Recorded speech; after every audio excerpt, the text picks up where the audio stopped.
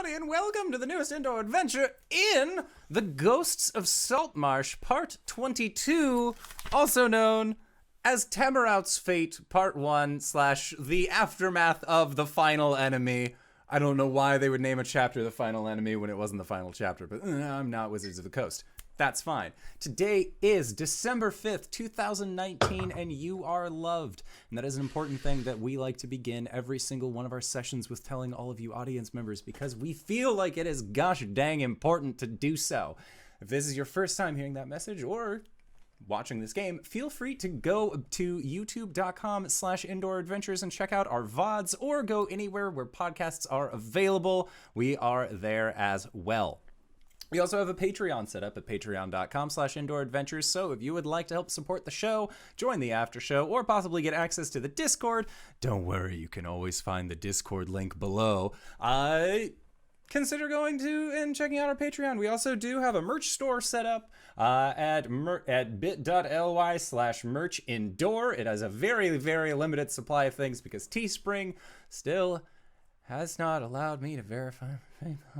Soon. I believe I started having this issue the last time we played, and to give you a bit of perspective, I told Cyber this, I told Kyle this, you can check our last Saltmarsh video. I've grown a beard in the meantime, so there is a physical mark of the amount of time's passage on my face. It's fine.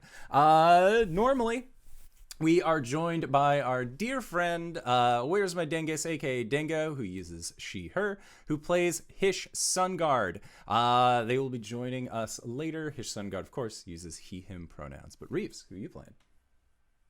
Howdy, I'm Reeves. I use he, him, and I'm playing the reunited boys, Ulman Dark, the traumatized, and Ham. The Ham. Oh, it's me next. Fuck. Hi, I'm Cyber. I play Albus, the not Calastra Bard, the Simic hybrid sorcerer bard, the dead Avalith, and we both use he, him pronouns.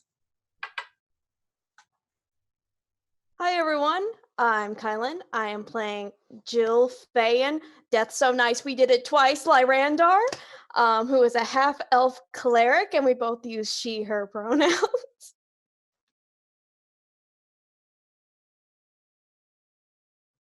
And you're muted. Yeah!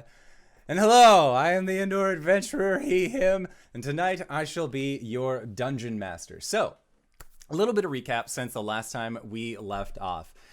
The group Team Salt Bay, a young Acquisitions Incorporated franchise, made your way with the Saltmarsh Coalition all the way to the Sahuagin fortress that once belonged to your lizard folk companion. After a very lengthy siege on the fortress itself, the forces of Saltmarsh were victorious, but not without cost. Hish Sunguard fell during battle, in which Jill used a very timely revivify to bring Hish back to standing. However, it was then during this time that the Baron made himself known, and together with a Blade Master, the Sahuagin fortresses ended up killing our dear friends Albus and Jill. Ulman, you were reunited with Ham, having been turned into the hilt of the short sword that he once were, and were rather quiet on your way back to Saltmarsh. At least that's what we had managed to cover last time. That was also to help fast play things and move them along to put you guys back onto the actual beachhead, because you were awarded with a pleasant sum of funds, roughly 2,400 gold pieces to split 4 ways, as well as a small cluster of magical items. You were also told that drinks would be forever free for the heroes that were Team Salt Bay in all of the bars and taverns here in Saltmarsh, and you are owed 1 favor of travel. So should you choose to go anywhere for an extended period of time, the city of Saltmarsh will actually outfit your ship with all of the materials necessary for you to make that journey and then come home as well. So, all things considered, pretty good. After you had been at the in Saltmarsh proper for less than a day, you once again saw the red balloon of a Acquisitions Incorporated airship making its way to the town itself. Upon the arrival, Jill, you and Albus were respectively brought back from the dead by a dark-skinned wood elf who very abruptly, without much in terms of tact, woke you both up by saying, the boss wants to have a word. But there are a few things that happened in the meantime that we sort of had to gloss over because of how I wanted to end Saltmarsh, at least that chapter, to let the players know, hey, don't worry, you're alive. And part of that actually has to do with your deaths. So, let us start with Albus. Albus, when you died, you were fighting against the Baron in a moment of self-sacrifice, something that you are fairly certain that this will make you seem more favorable to your friends. You had rushed up to the Baron proper, ripping the hilt of Ulman's sword from his neck that he seemed to have been wearing as a necklace, and then tossed it to the figure that you knew as Ham. Ham then grabbed it, turned around, and began running away, and you and Jill fought together against this Baron, as the Baron, well, he eventually died, but not by your hand. So, Albus, when you had received your fatal blow, there was a moment of blackness. The sound of swirling water surrounded you, and you felt yourself in this weightless environment. And this is because when a creature such as yourself dies, they do not encounter their own mortality. Instead, they are just returned back to what is known as the Endless Nadir, the home of all aboleths within the elemental plane of water. And Albus, you have been returned, and you are both frustrated at the fact that you have died at the hands of such a pitiful creature, but you are also relieved because you currently no longer have the mental strain that you have put yourself through throughout your time being this humanoid form to try and make yourself seem more, well, human-ish to at least the morsels below. So, Albus, you have once again regained the galaxy's worth of knowledge that you have sought for so long, and you realize why you've done things the way that you have. You had initially been an aboleth, and you could not remember as to why you became this humanoid form, but you always felt yourself being pulled from one direction to the next. This was because you had set this up yourself as a means of defense. You know that aboleths as a whole are capable of detecting thoughts, of being able to understand why things are the way that they are, especially on the material plane. You had given yourself this amnesia as a sort of defense mechanism. If you had met with this rogue aboleth before it was too early, you didn't want them to find out what you were, just as you had wanted to try and avoid them, if possible. During your travels, you came to recognize the name as Skofka, and in your aboleth tongue, this also rings true. This is the name of the heretic themselves. From your standpoint, you know roughly where you believe that they are potentially located, and you know that it is far, far to the south of where Saltmarsh is proper.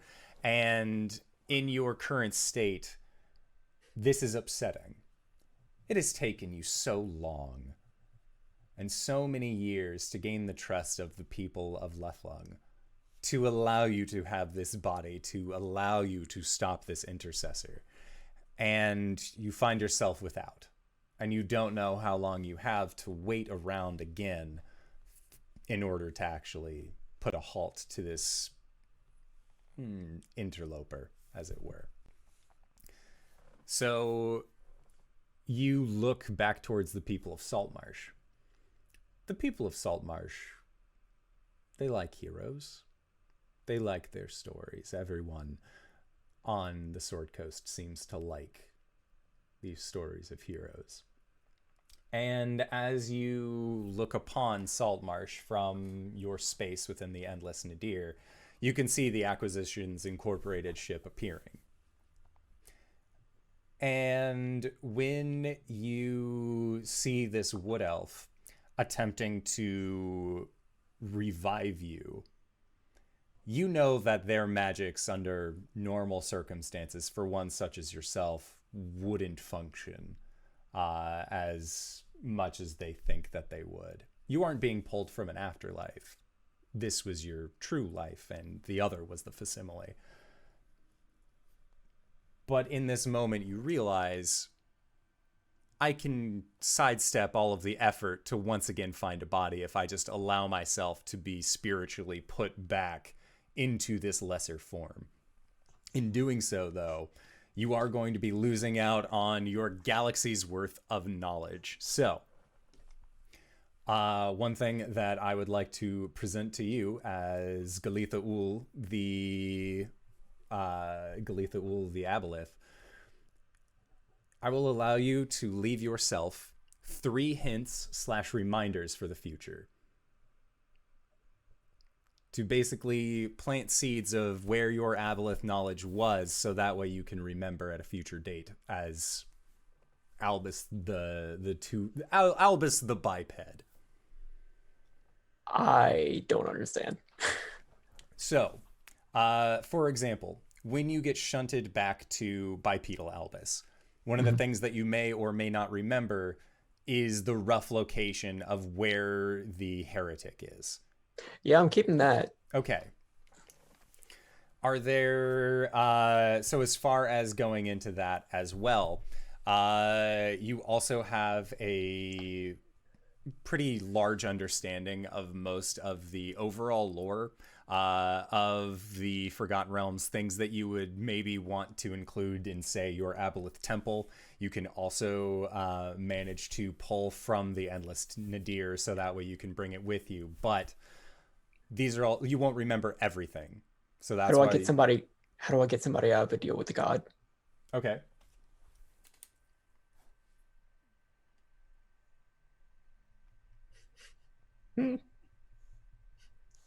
Y'all, Albus ain't playing around. Okay. So revoke God deal. Location of Skafka.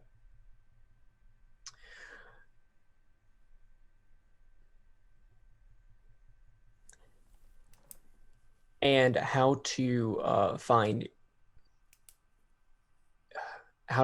one particular humanoid in a very large area. So essentially, like, locate person, but like with an infinite range. Okay.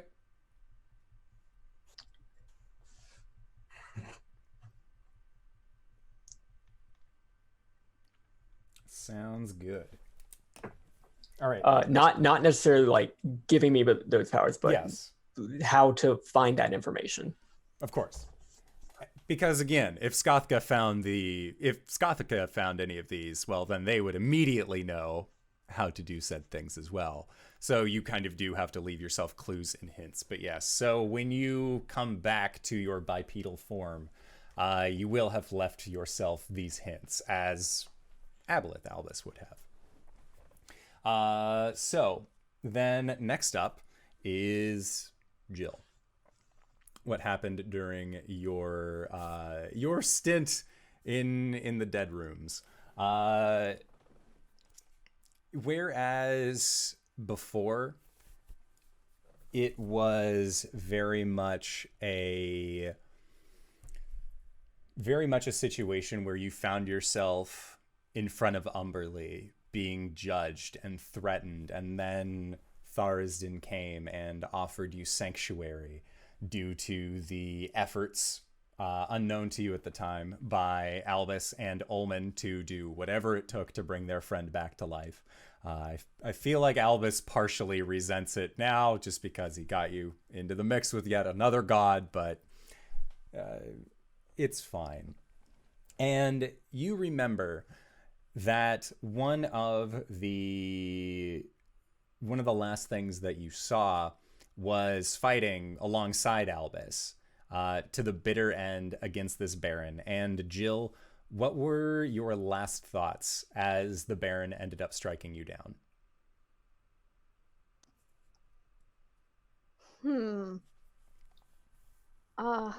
That's complicated. I mean, did she see did Albus go down first in front of her? Like, was he already down? Like, I don't know. I guess in that moment, she would be thinking of her friend's safety. Whoever was still alive. Okay. So you are thinking of your friend's safety, the ones that are still alive, and you know that you fought hard. And this wasn't you've had difficult battles with your friends, but this was against what felt like insurmountable odds. For every Sahuagin that you lightninged away, there seemed to be two more to take its place, and that's how it was throughout the entire fight.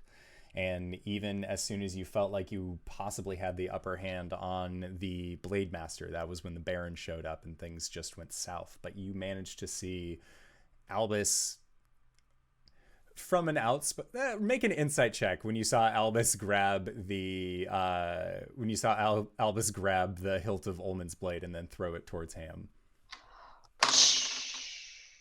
Natural one. In this moment, Albus shows you more humanity than you think that you ever thought possible from this weird, freaky fish guy. Especially in this moment, now that he has these tentacles and this third eye and all of this other really wild and stuff that he has going on. He even started talking differently, and you guys just, okay, I guess he's in one of those moods. And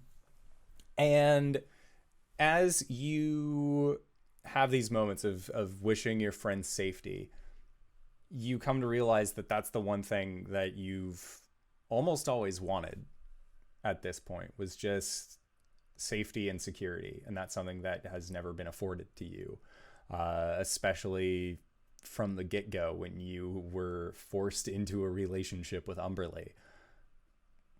The idea of choice and again, safety has never been on the plate for Jilfa'en Lyrandar. But Jill, as things go dark, you suddenly wake with a start, and you are in bed. You are much younger than you are now, and you know that it is, at this point in your timeline, this is several weeks before you eventually hopped on the ship that would lead you to your interactions with Umberlee. And your family isn't wealthy, but they make an honest living just being the fishers and sailors that they are. And you come to realize that no one here is indebted to Umberlee. Everyone's happy. Everyone's doing what they can to survive, and that seems to be well enough. It isn't always a worthy haul, and Umberlee's presence, honestly, is just an afterthought. And it's everything that you wanted before setting out on to be a regretful priest on the open shores of the Sword Coast. Your family's safe and happy, and although you have days where you feel like you should be out having adventures, you're content here. And you know that you will never earn the eye of any trade princes, but Dorian Pembrose, the local scribe, owns a printing machine, and you and he begin a local paper. And again, this makes you happy. Your paper is so well laid out and full of the information that people didn't know they needed that it becomes an instant success in Moran. You and Dorian purchase a second printing press, then a third, and soon you have a small warehouse in the Dockside district churning out the latest news. When Dorian meets his human limitations, as you are a half-elf, He passes during the first year of your life and leaves behind to you the paper. He doesn't trust anyone else to run it besides you, and it is through your dedication to your craft that you bring your family out of being just angler folk. And soon the Lyrandar family earns its way to being amongst the trade princes of Om. And you get to live this life and see what it's like. And during the final moments of this, it feels like it's real, like it's always been real. It would never be anything else. You see a well-dressed man in a nice tailored black suit, white undershirt underneath, and they have wavy brown hair, a glint in otherwise hazel brown eyes, and they look at you and they smile. And Jill, that is when you wake up, but this time you are sore, you are hurting, you are inside of the Acquisitions Incorporated building with a wood elf standing above you saying, "Boss wants to talk to you."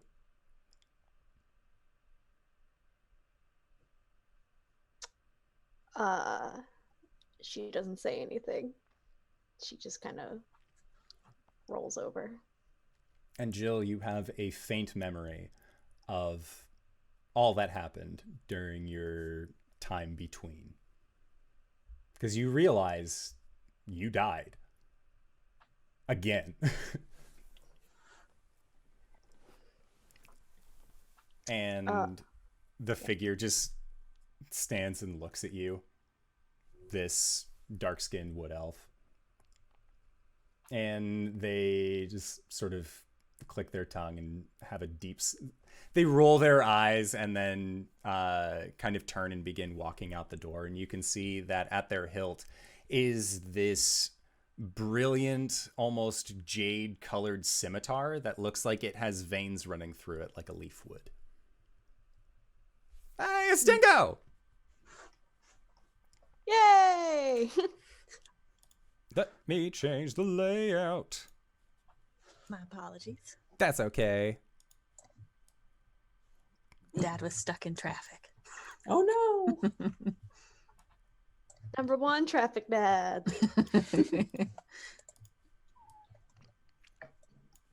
And... Nope. Nope. You didn't miss a beat. We were just dying. It's all right. We were covering what happened while they were dead.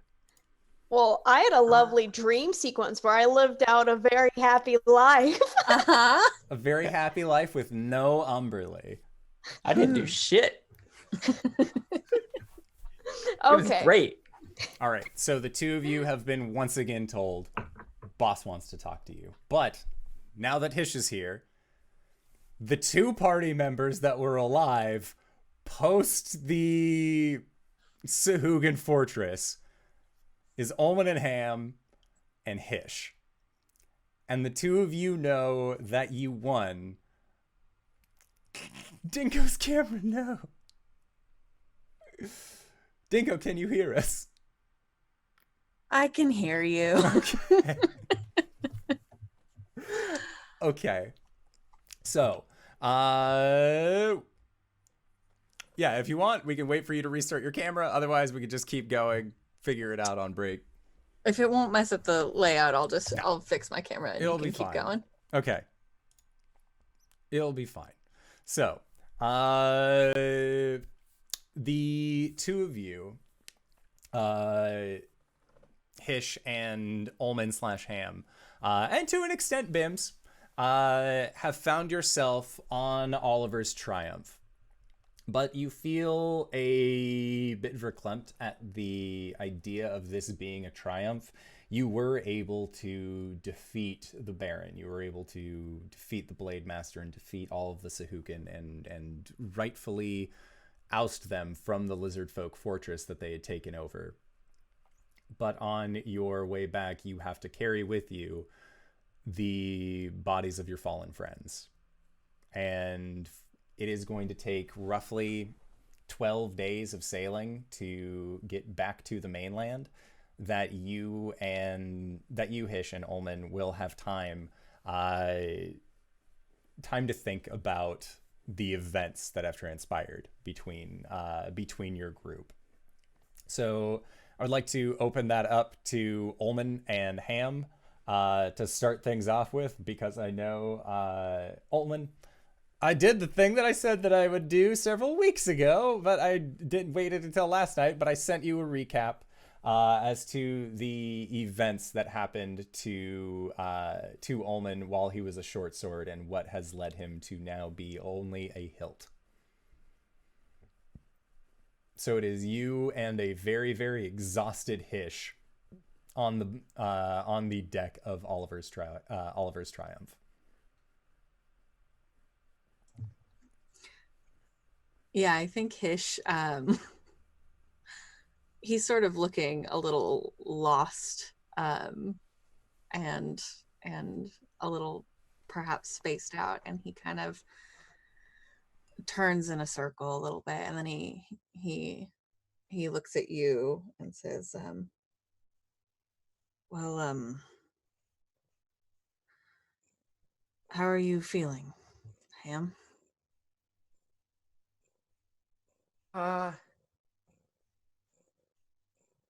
Not best, but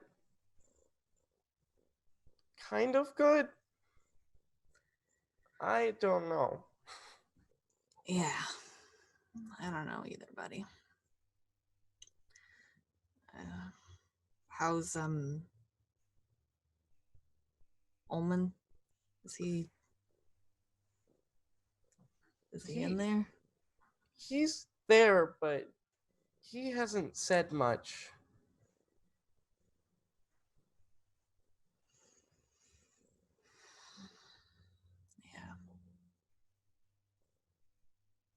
Yeah, I don't blame him. How about a drink? Ham can make dinner. I'd like that a lot. And yeah, Hish leads the way down below the deck into the kitchen, and I think he posts himself like on a barrel or something, with just a mug full of whiskey or brandy or whatever's in the kitchen, cooking sherry maybe. He'll take anything at this point. And Hish, this is definitely one of those moments where, like, you don't have a dad bod necessarily, but this is your dad Sona coming out, where as soon as you sit down, you don't want to move again. Just don't make you move again. No. Yeah, he's sitting up on the barrel. He just kind of leans back, and he, like, it's almost as if he's transformed into having a dad bod. Like the beer belly comes out a little bit. He stops sucking it in. Mm-hmm. And he kind of tilts his head down, and he closes his eyes, almost like he's about to take a dad nap. And he takes a sip from his mug, and he sort of opens one eye and looks in Ham's direction, and he says, Ulman, if you're in there, you don't have to talk, but if you want, I mean, I'm not going anywhere.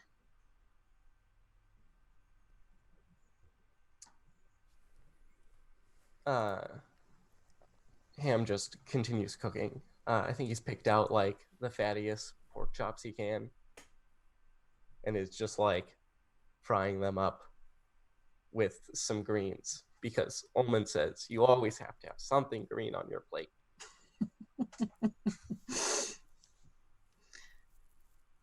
Yeah, Hish kind of nods. Indoors, is this directly after? Yeah. you guys, after the events that transpired, it was you got back to your ship and then could rest up there while the battle finished, but everything was so close to being done by the time that you guys had actually made it back that your ship was able to just turn around, and it's full of mostly wounded and survivors making their way to Saltmarsh prior before the rest of the other forces. Yeah. Quick question. In my short sword form, was my symbol on the blade? Your emblem symbol was on the at the area where the hilt met the blade. So there are still a few pieces of that symbol left, but for the most part, the blade. Okay. Yeah. Cool. Yeah, I think Hish kind of, he's tilting his head down. He closes his eye again, and after I think a very long silence, he goes, I don't know what we're gonna do.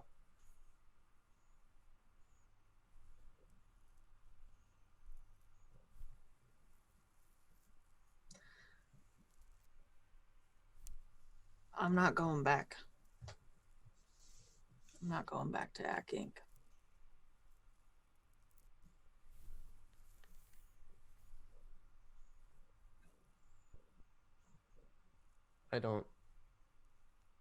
I'm not sure I know anymore.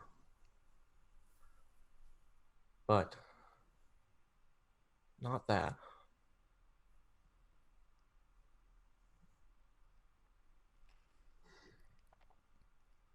Not that.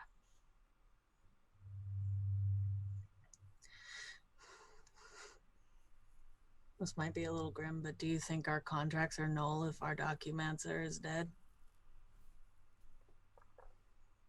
I don't think that's how they work. Yeah. You'd think, though, they'd give us that one little grace, Yeah, like when your friend dies and then you get schooling for free. Oh, did they do that? I might have actually gone to school if they'd done that. I could have gotten like 50 years of free school. I don't know. It's something I heard from a bard once.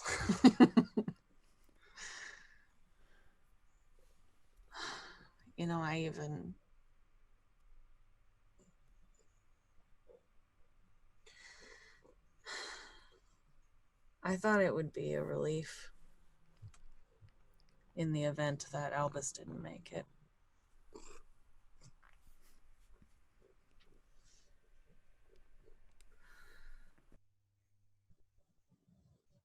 And I don't.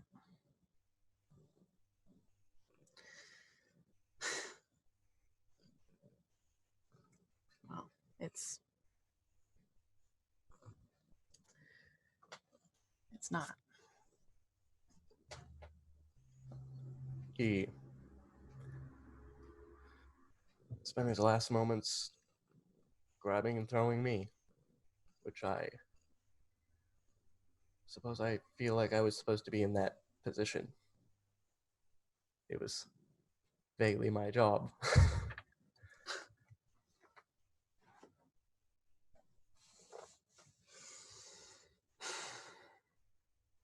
Did you get a chance to see Albus while he threw you? I don't know if you can see while you're.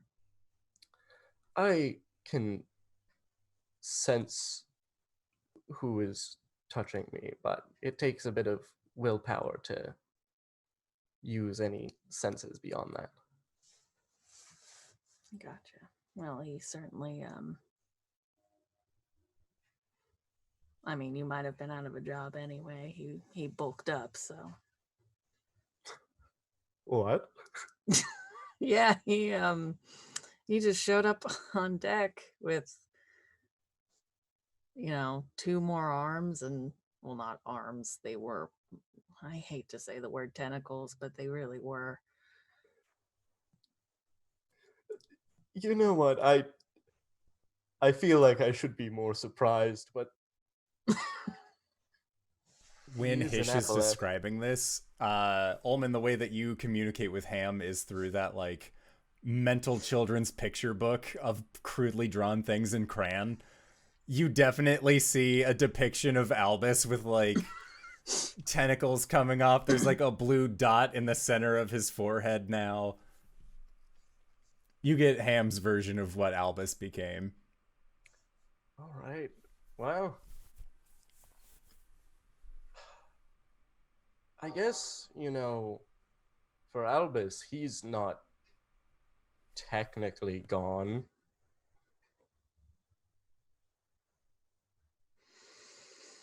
But we may never see him again. I don't know how to feel about that.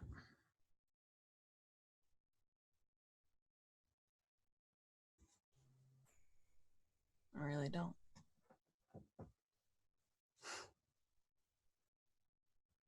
This whole fucking show.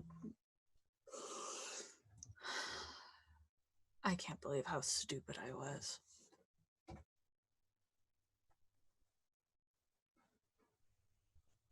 I can't believe how fucking stupid I was. And I mean, you've seen me in some pretty stupid moments. That whole jail cell situation. Wow. There's a lot I'm not familiar with, I guess. That's true. Ulman did not see Jill during that, because that was after he had been separated from Ham. Oh, that's right. But I have confidence that you did your best with the information you had at the time. And looking back on things, we can understand what we did wrong. But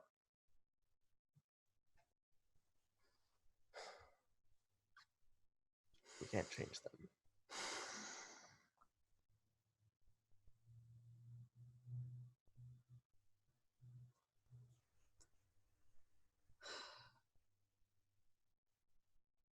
Doesn't make it any better.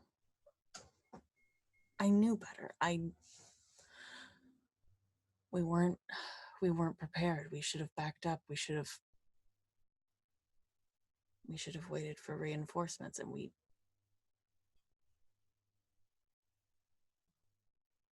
should have backed out earlier, and I just kept going.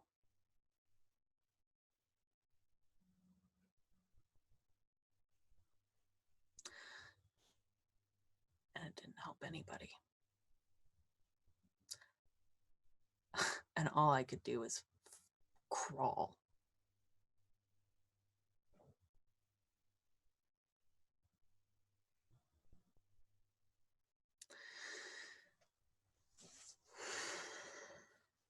I'm glad you're still here, though.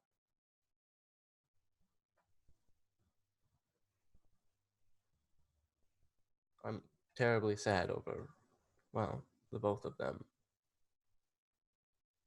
And I didn't have the best time myself. What happened? They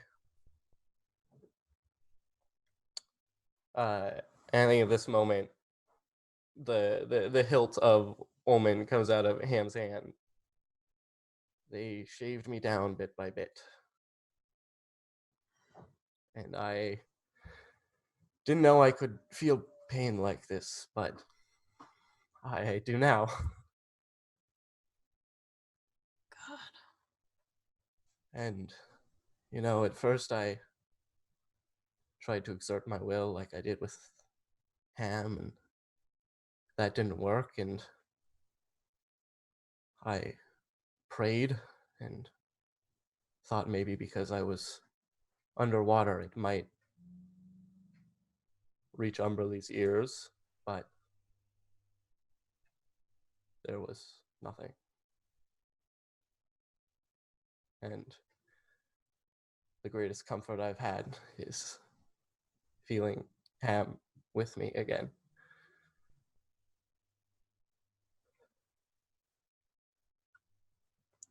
Ulman, I'm so sorry.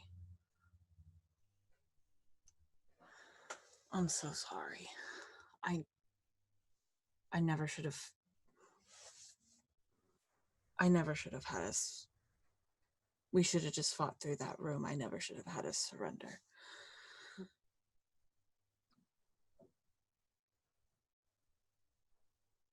I've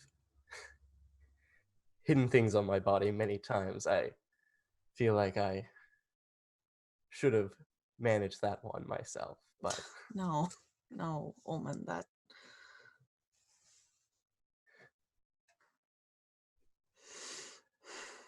but we're here now.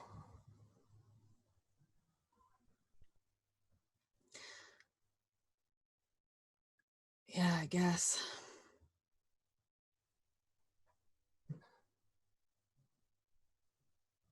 What do we do with that?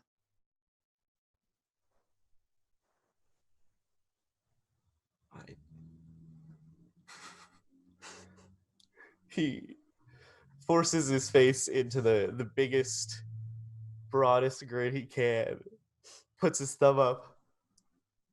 Our best.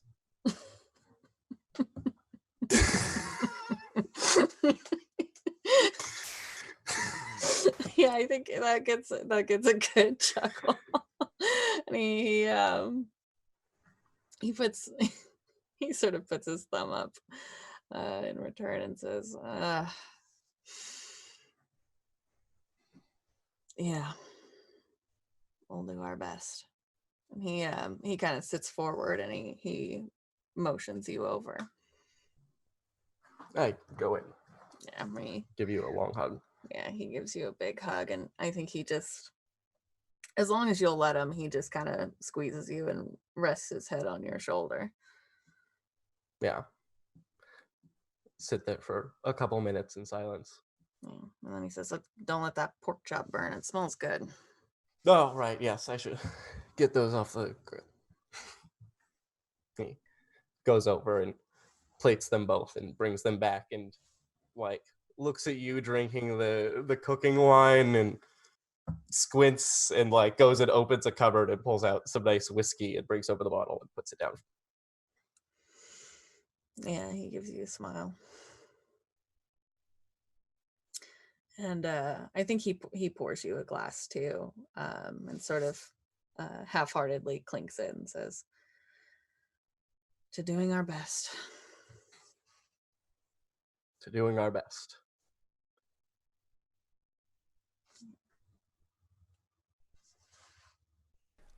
So I'm guessing that things are going to be relatively lull on the ship getting back to Saltmarsh.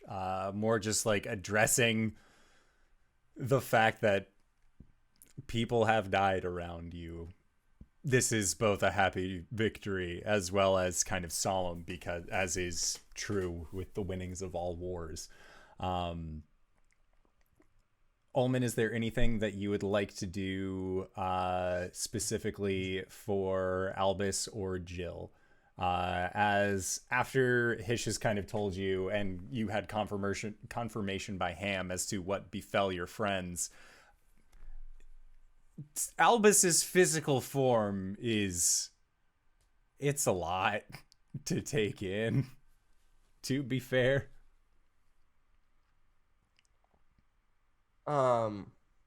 If there's anything I can do to help like preserve their bodies, Okay. I would try that. Make but a medicine check.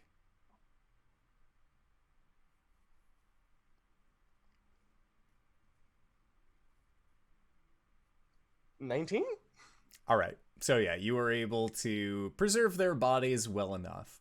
Thankfully, it's relatively cold out still, so you don't have to worry about the heat being any kind of deterrent when trying to preserve these bodies, and you have all of the supplies with you to actually do fairly well on your own without kind of seeking any other kind of assistance when helping out preserve these bodies. And Unless you have anything else that you would like to do while still on this ship, your journey back to Saltmarsh goes off without a hitch.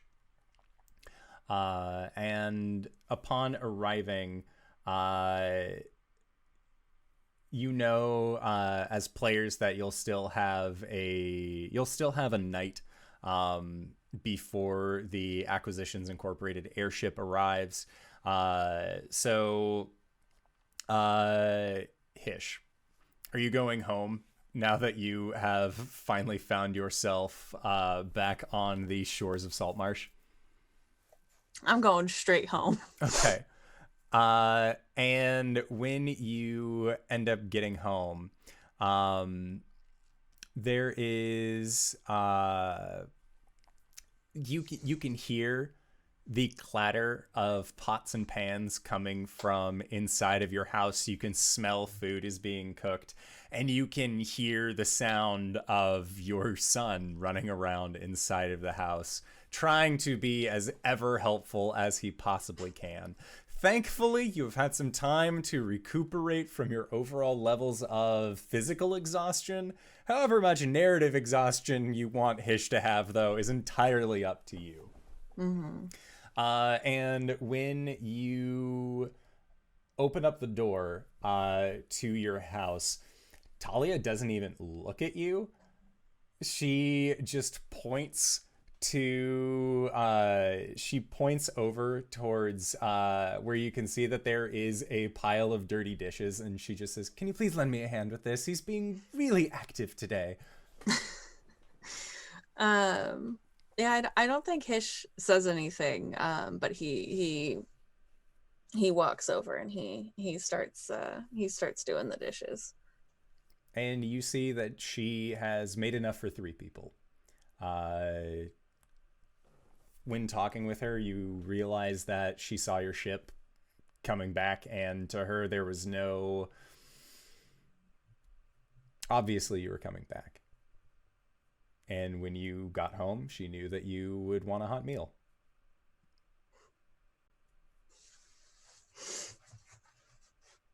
Bless her fucking heart. Yeah. I think he kind of he lets her talk, and he kind of nods and finishes the dishes up, and I think he sort of takes Ollie by the scruff a little bit and, hoists him up and gives him a really big hug. I think he pulls Talia in for a hug too. There's a little bit of resistance, but more in that just like, no, I am busy with the thing. And then like she, without you having to explain as to why you need this hug, she gives herself into the hug and just holds you. Yeah, I think she feels Hish shake a little bit. And then he puts Ollie down and sort of breaks away, and he says, "So, what'd you make tonight?" And she says, "Well, we have been on a strictly no seafood diet since the last time. You told us a little bit about the instance with, well, lobster. I still don't know why we can't buy them. It's hard to come by anyways now, but that's besides the point. It is just nice flank, some green beans. There's a little bit of," and she motions to, when you look down, it appears, it looks like coffee. And when you take a sip, you know that there's definitely more than just coffee flavor in your cup, but it's warm, and that's really what counts in this moment, is that you feel yourself being warmed as you drink it, and it is just a very low profile meal. Yeah. Honestly, the meals that Ulman cooks are far more extravagant, but this is comfort food. Yeah. This is home. And after dishes have been put away, your food is eaten. She sends Ollie to bed. Talia does, and then after a while, she pulls out the bottle of nice whiskey that the two of you share for special occasions, and 2 glasses, and then motions for you to come out onto the porch with her, as you know that is the best place for the two of you to have any sort of conversation. Yeah. I think he grabs his there's a little side table next to the door, and he pulls open one of the drawers and he takes out a bag and a pipe, and he walks out onto the porch and sits in his chair.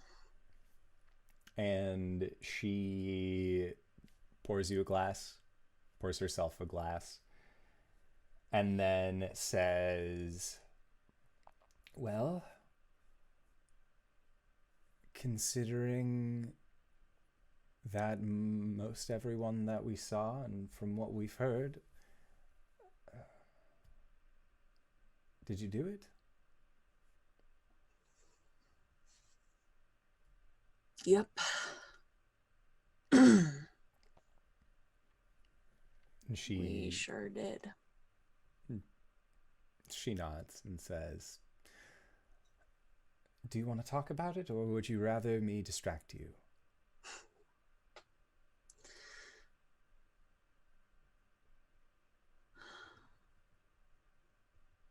I think I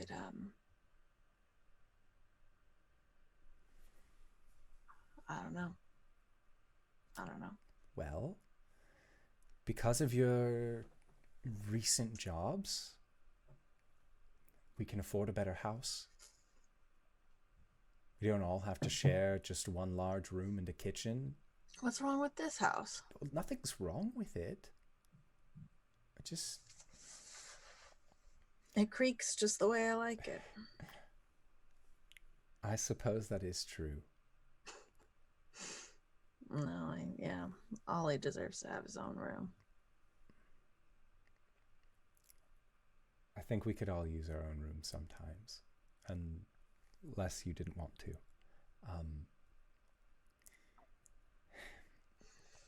I've also been thinking... saying I snore too loud? And she smiles to herself and then just takes a slow sip of the whiskey that she has poured for herself and says, I was also thinking, maybe come spring, we could send Ollie to school.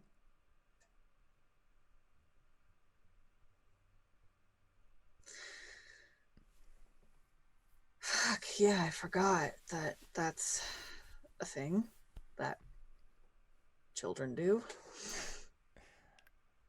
Well, it's a thing that not all children get to do, but with what you've been able to manage, I could live 1,000 lifetimes and not know what to do with all this gold, Hish Sungard.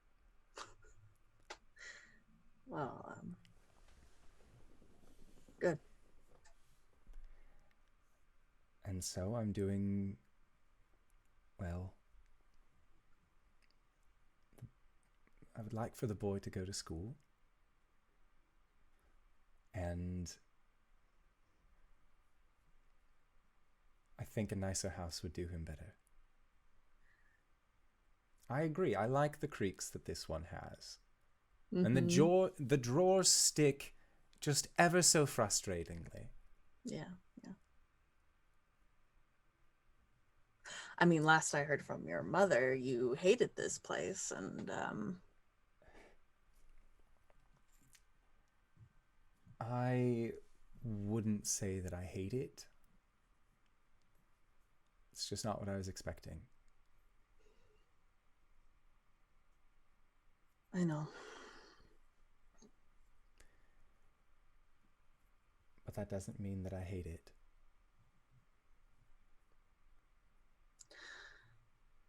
And honestly, I think it just means that I live here. Have you seen the rest of the people who live in this town? They don't like it much either. Everything smells of fish.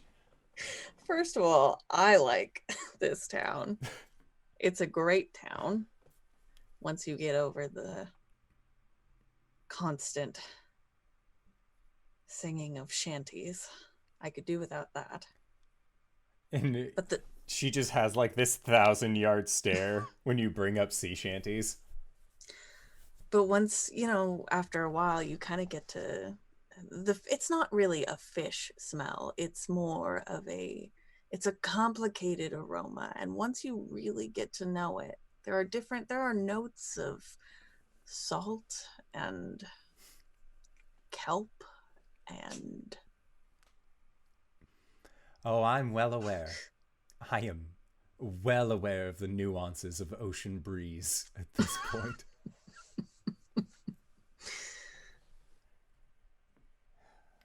Well, I don't want you to just...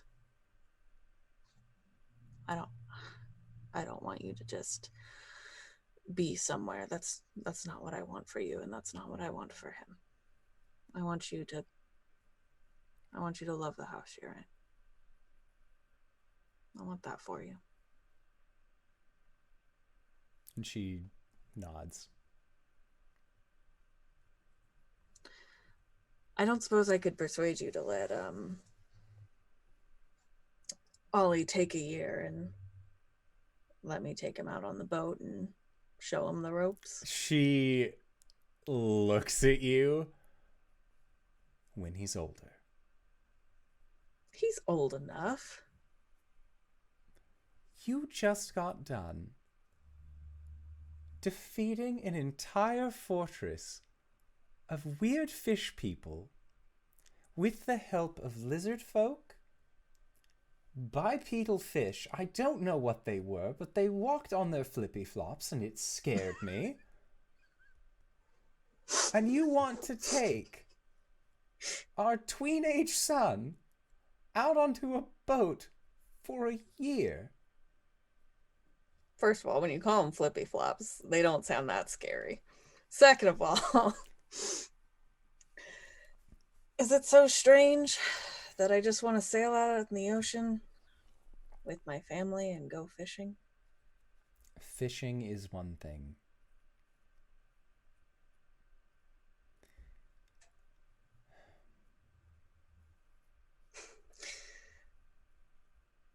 I'm just pulling your chain, Talia. That's all right. Besides, that's what summer vacation's for, and you can't stop me then. Trust me, come summer, you're going to want them out of your hair. Yes. Every once in a while. At least. A few voyages every now and then might do him well, but no year-long journeys. No, I won't do a year-long journey. Just out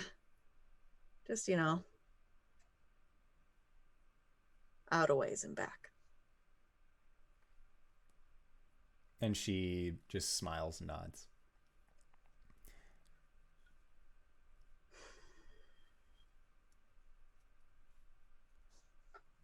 Are you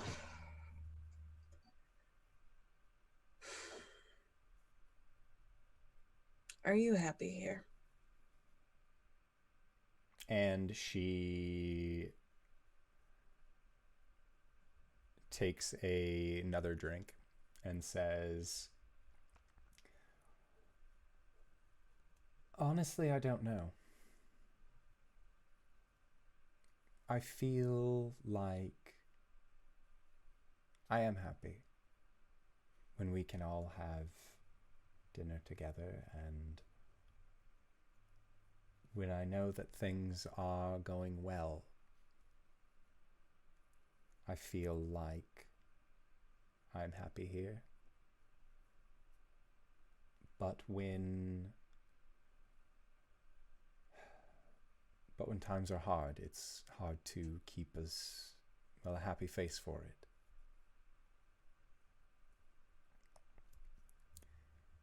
But I do it for him.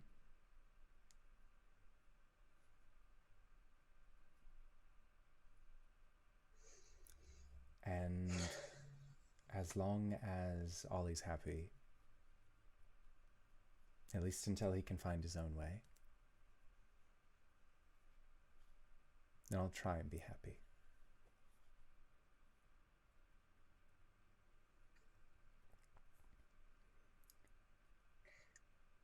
Am I happy when you get on the boat and you head off to either reclaim the sunken treasures of the Iron Duke, defeat a fortress of Sahuagin, or go and hopefully talk with lizard folk? No, I'm not happy. Am I happy when I see you come home? Yes.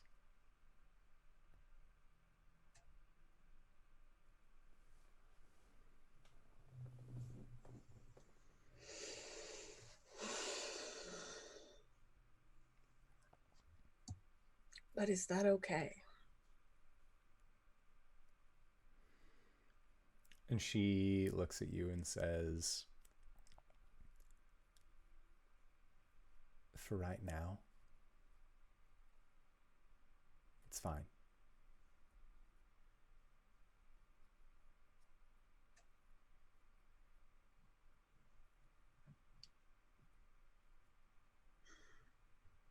Maybe once Ollie's old enough to make his own adventures, then we can retire somewhere still near the coast. Maybe not this place.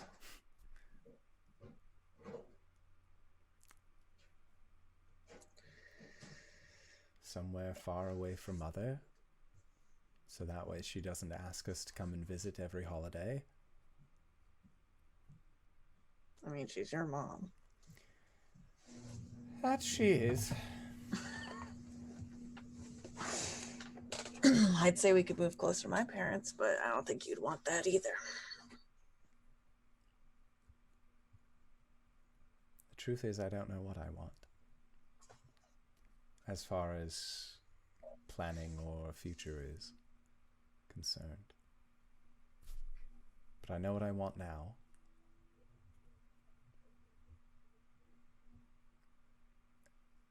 And that makes me happy now.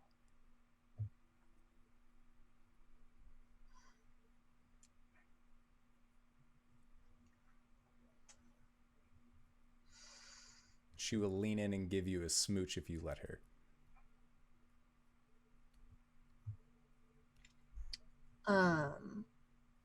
He does, but he doesn't return it.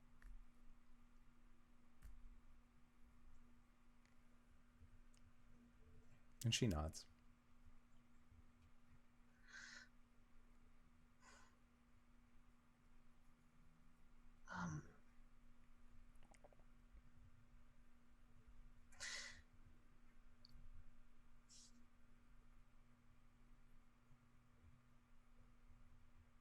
I've been thinking we don't have to stay here.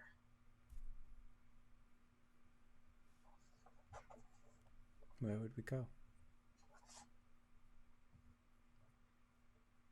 We have enough money that we could go to Waterdeep. Not Never. fucking Waterdeep. You still want a port town? There's Neverwinter. Heard they have lovely botanical gardens. Is that like flowers and stuff? She nods. Yeah, I could stand to see a flower or two.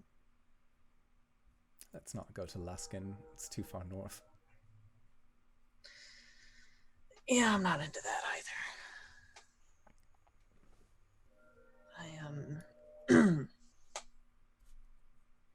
I honestly don't know where, but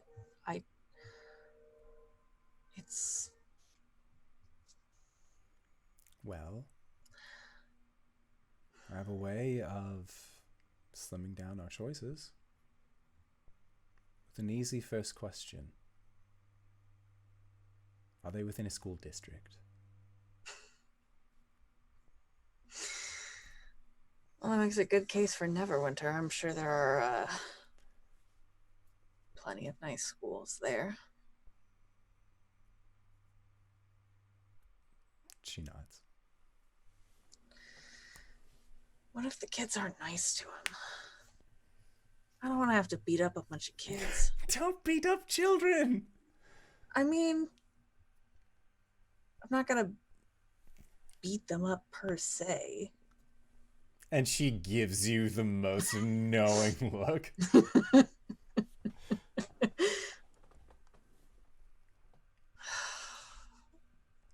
You know, you don't have to worry about bullies when you're on a ship.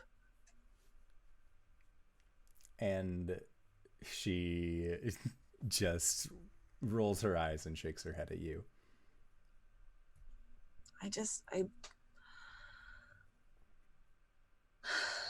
I'm tired of this.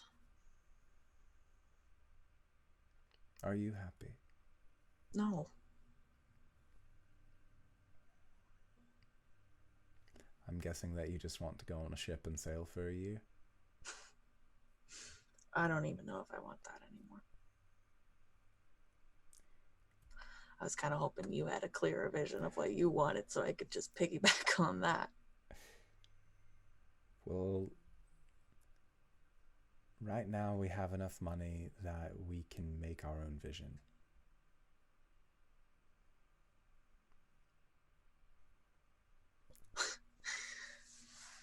I never thought we'd be in this position, honestly.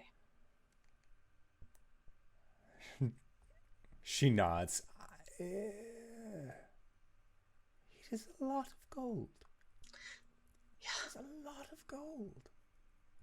We could buy a place in Tribor. It's nowhere near the sea, so I'm sure you'd hate it. But we could live comfortably somewhere. And then Ollie could live comfortably, and should he so make the same choices that we did, then his offspring would also be comfortable.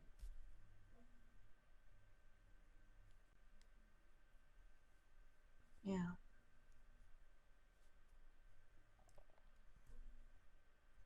Oh my God, I'm gonna be a grandpa someday.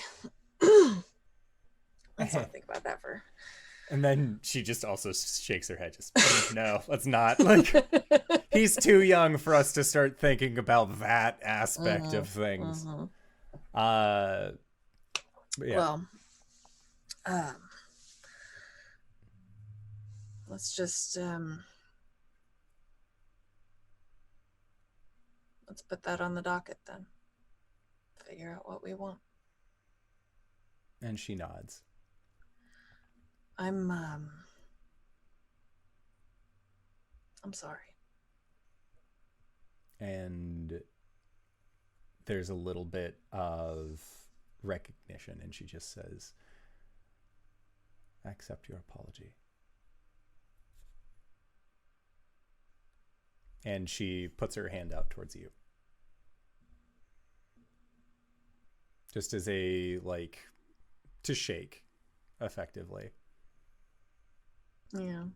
He takes her hand and he sort of folds it into a little squeeze and lets it go. I know. I'm just real sorry though. Yeah, she's all right. And you can tell, like, this isn't the first time you guys have had conversations like this before. She'll be all right. Just has to recenter herself. He sort of slaps his knees and stands up and sort of, well, I do know one thing that I want right now. I'm going to get that boy up and we are going to make some midnight pudding. We still got the chocolate pudding, right? And I think it's in the mix. It's in the back of the cupboard. If you're not on board with this, you're just going to have to go to bed because this is happening. And she will let you make the midnight puddings with your son. That sounds weird. You can make chocolate pudding, with young Oliver. And when everything's done and you manage to put him back down to sleep, he definitely like falls asleep. Just falls asleep with you basically like one arm over him. And Talia will come in and basically ask if she can be biggest spoon. Yeah, he waves her over. And she yeah. If she climbs in, she notices that between she hears like a clink. And as she looks over, there's a bowl of pudding like between himself and where Ollie is. And she laughs to herself. And after a little bit, that laughter dies, and she says, I can't raise him alone. I wouldn't forgive you, Hish Sunguard.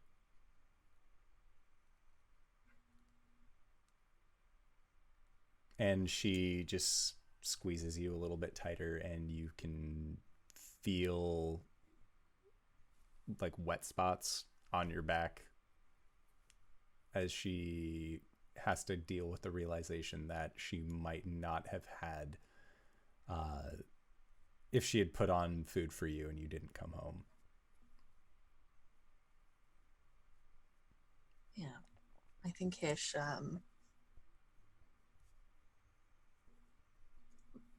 pulls her arm around him and sort of up to his chest and just kind of holds it there. And soon, pretty quickly, she falls asleep as well. And that leaves you with Oliver in front of you, Talia behind you, both of them sound asleep.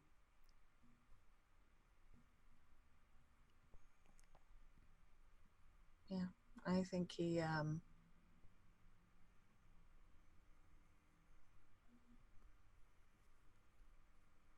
falls asleep too. Okay. You awake in the morning to hear a young child's voice yelling pudding for breakfast, followed up with Talia's voice saying, no, that was a last night treat. We eat pudding in the evening, not for no. And like, you can kind of see from your bed vantage point where they have left you that she is just sort of chasing him, and he has this bowl of pudding over his head that he is trying desperately to keep out of the hands of Talia. Yep. Hish gets up and he stretches and sort of puts his arms over his head as he walks into the kitchen. He says, did I hear something about pudding for breakfast? Pudding for breakfast! And Talia just gives you this exasperated look, like, why would you say these things? Yeah, I think he sort of scoops because he's much taller. He scoops the bowl of pudding out of Ollie's hands as he's running by and says, make a sleight of hand check. all right. This is a kid that you're trying to take sweets away from, and they have already like gotten sugar high and jittery. God, I hope you fail. I hope not. That pudding's gonna go everywhere. What's my sleight of hand? Bad. It's bad. That's a 6. You do not end up grabbing the pudding away from the child, and soon you and Talia are both trying to catch your young son and prevent them from eating all of the pudding for breakfast. I think at some point, Hish sits down, gives up, and he sits down at the table, and he looks at Talia, and he says, you know, you only live once, so I think it's pudding for breakfast today. She just, again, looks at you with just... He points at all and he goes, but you have to share. And he... make a persuasion check. You have advantage because you're his dad. That's a 17 plus whatever my persuasion is 4, and then also another 17.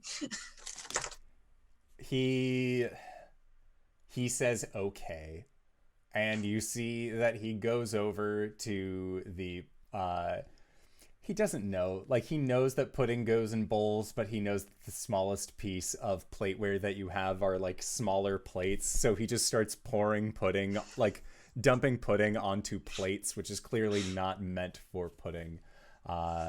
And that is what Hish Sunguard has the morning her friends are brought back to life. And that is where we are going to go into our break for the evening. So I just wanted to say thank you to everybody who decided to stop by and join us for this wonderful game of Peak Dungeons and Dragons. We are going to try and be back in 5 to 10 minutes, so don't go no place unless it is to grab a food, grab a drink, grab a friend, or possibly go to bit.ly/merch indoor, pick yourself up something nice, or hey, join the Discord in the thingy over there. That's where it is. So consider it, and we will see you guys shortly. All right, everybody.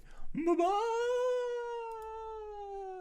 Hello, everybody. We've done it. We're back. We're at Ghosts of Saltmarsh, the first act of our the newest chapter that we are in.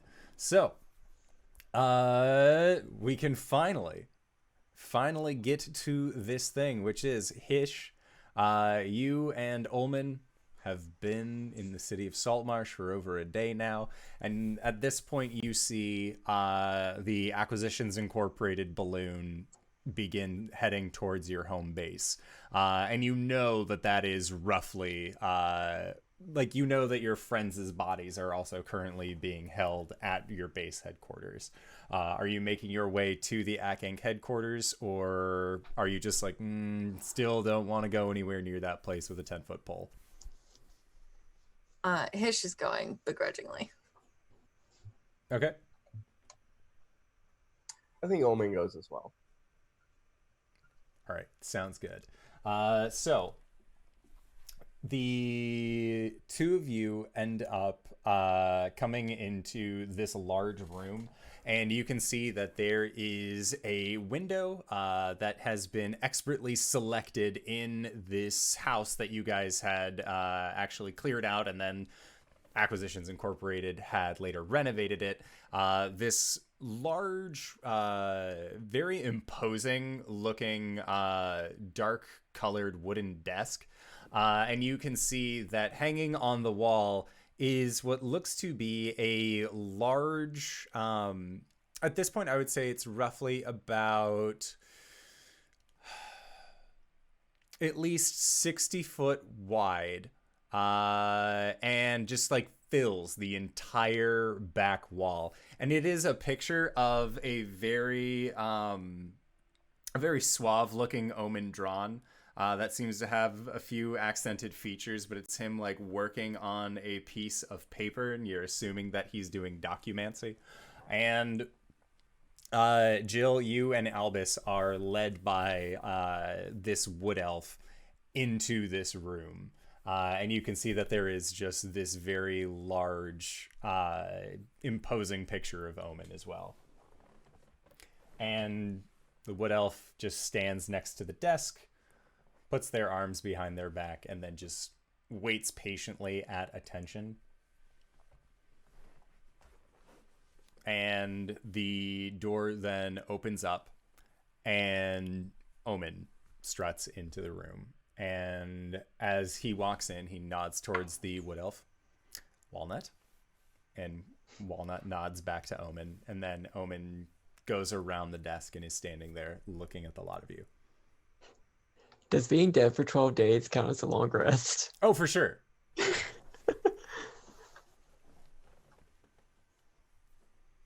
I mean, we Okay. probably have like a million levels of exhaustion, but It's true. You guys are at 4 layers of exhaustion apiece.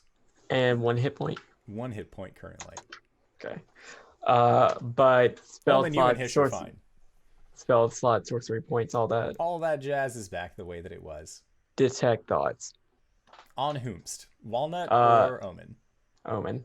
Okay. So the base level thoughts that you get from Omen, it comes to you as an image, and you see that it is of two gold coins rubbing against each other. Oh no. And Omen looks at the four of you and says, not bad. Not bad at all. From us here at Acquisitions Incorporated, I would like to say commendable. You all did a great job. And Walnut just is glaring towards you, Jill. And Omen says, now I'm sure he does a double take towards you, Albus. He hasn't seen your newest form in person, and Walnut was just told, yeah, it's a guy, bring him back. And she was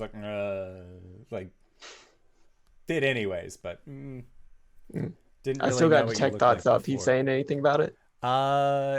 It is two gold coins rubbing against each other, and then they stop. And you just see a, what the fuck? And then the gold coins start slowly turning again. And then it's back to normal. And Omen says, as I'm sure you know, your friends fell in combat. Now, I would like to propose a different narrative, if that makes sense to the rest of you. People like heroes. Heroes don't die. What we've done here is make it so you have the option. I see all four of you as surviving members of the Saltmarsh encounter.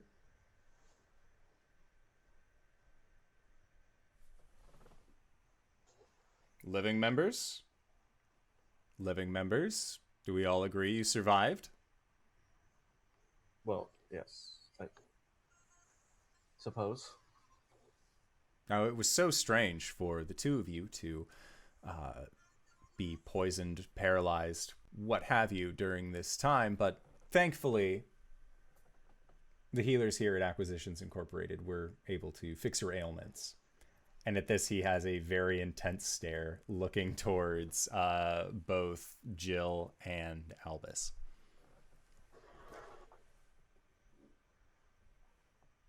You already have access to our resources. I'm just letting you know this is the direction that we're going to be taking this. You were all successful, and as such, Acquisitions Incorporated has never failed on a job. And this has, surprisingly, the highest morality rate of any mission from a young startup such as yourselves has. So again, well done. Marketable, even. And he kind of closes his eyes and nods to himself.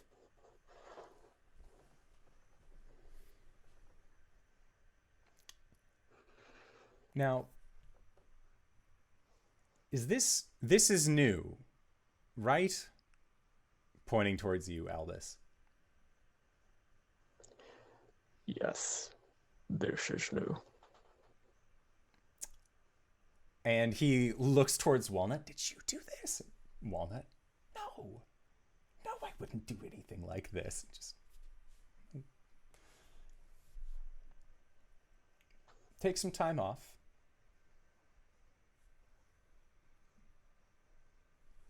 Enjoy Saltmarsh. I've heard that all of you members in good standing are capable of getting free drinks there now that you were all well and alive, having come back and defeated these Sahuagin menaces.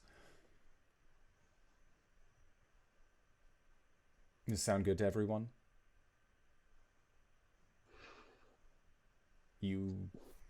All you have to do is say you lived. What aren't you telling us?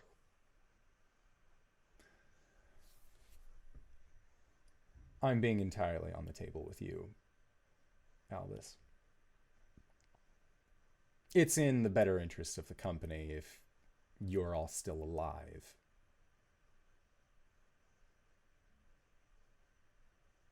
Can I insight check that? Yeah? Would I be able to assist? Yes, because we'll say this is still within the minute of the detect thoughts. I mean, I can dump 2 more sorcery points to keep it going. Entirely up to you. That advantage. Oh, sweet.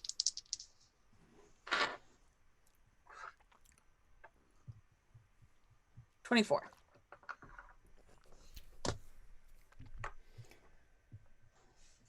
You know that Omen is a master of double speech, but his congratulations seem warranted. If anything, you're just more getting the understanding that he isn't the best at emoting what he means sometimes. He's spent too long in a cold corporate world that he's forgotten how to little person sometimes. Hmm.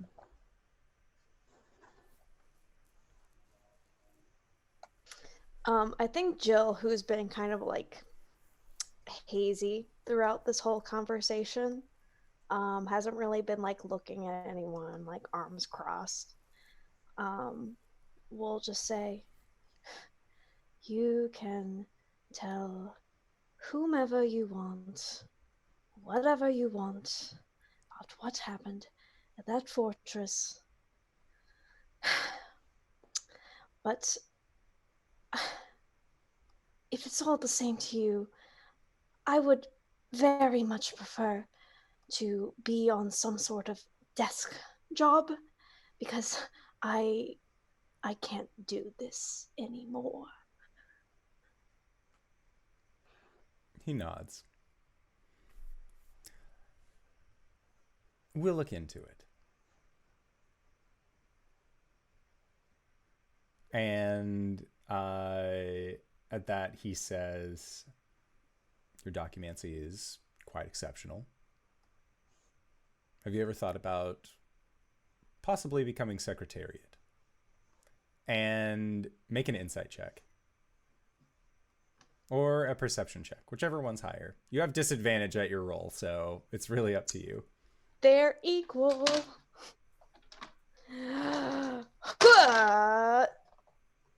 That's the 14. Okay. When Omen talks to you and brings up the secretariat job while complimenting your documancy, Walnut behind you is just fuming at this point.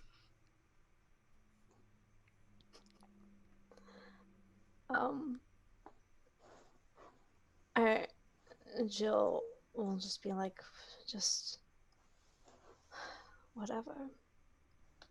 And I think she'll turn and walk out of the room.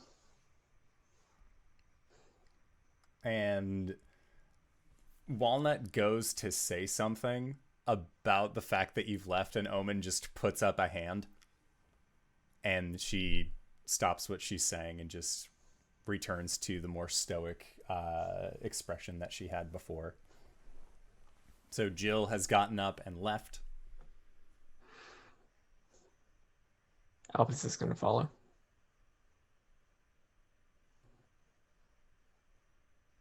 there anything else you need from us? And Omen looks at the 2 remaining members of Team Salt Bay and says, no, that'll be all. Ulman nods and spins on his heel and follows out.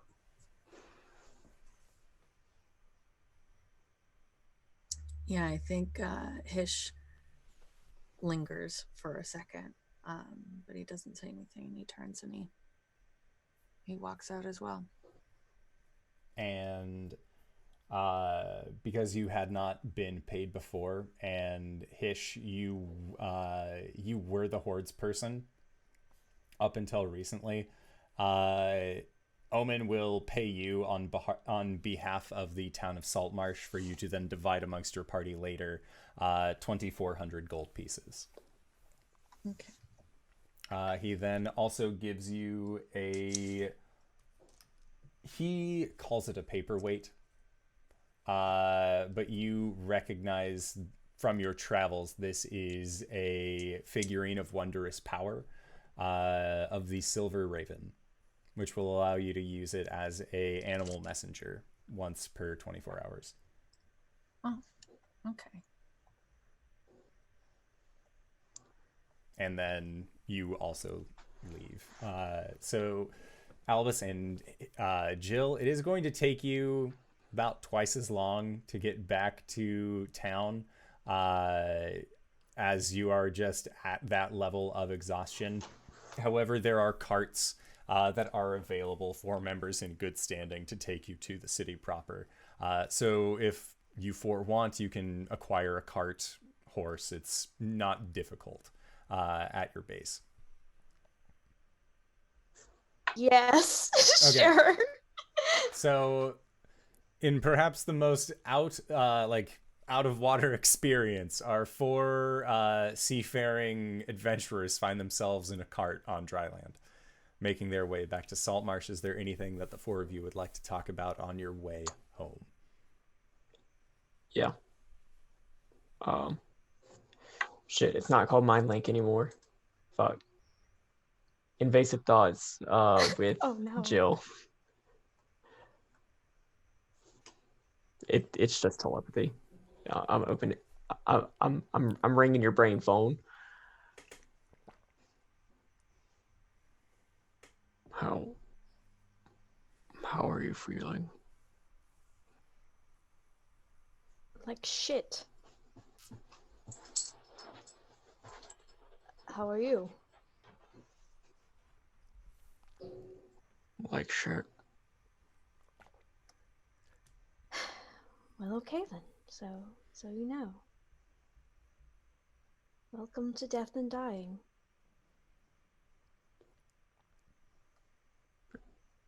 It's not my first time either. Hmm.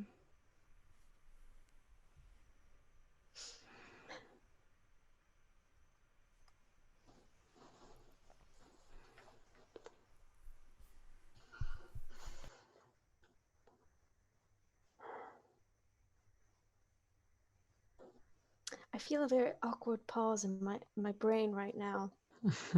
Like I feel like you're about to say something. I don't know what to say.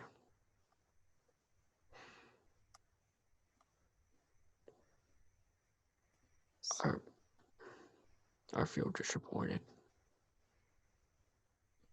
Frustrated. That's understandable. My sentiments echo yours.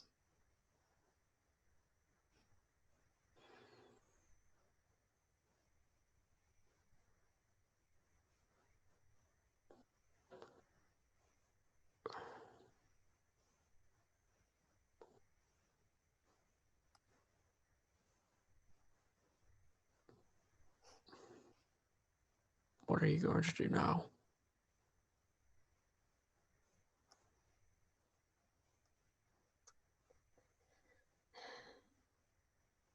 I don't know. There's not much I can do, really.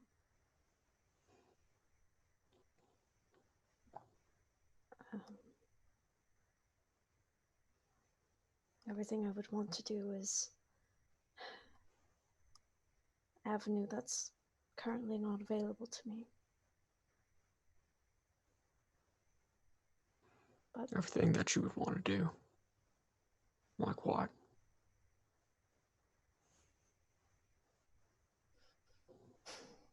move back home, see my family, help with the business. It's funny. I had the most pleasant dream while I was dead. Everything that I could have had.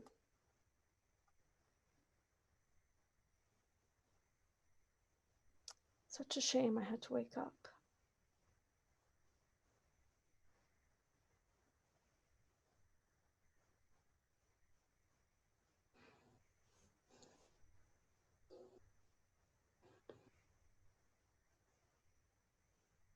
I'm gonna detect thoughts.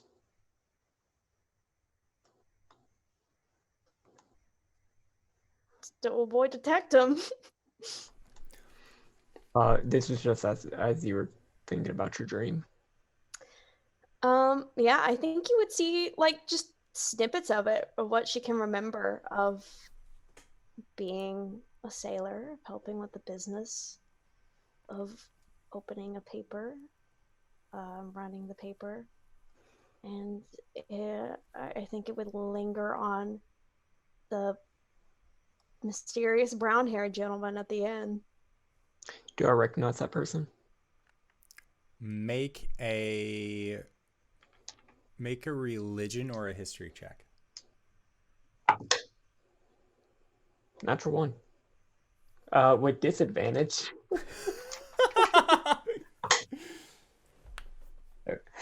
1 and a 6. So You don't that was recognize the face at all. That was a 2.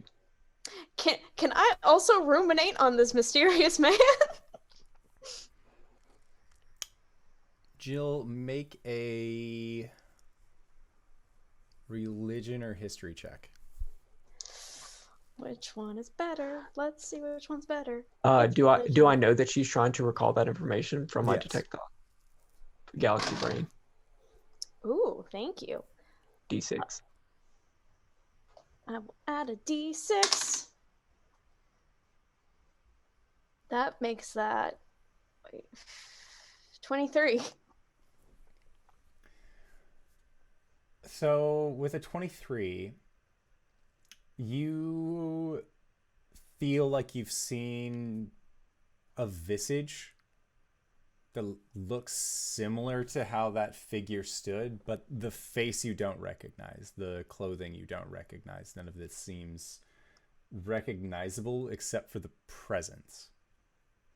You remember that presence, but you don't remember anything else about that.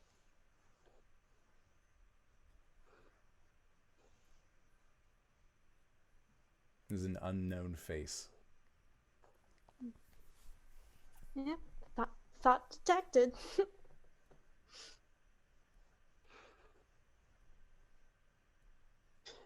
He's not going to comment on it.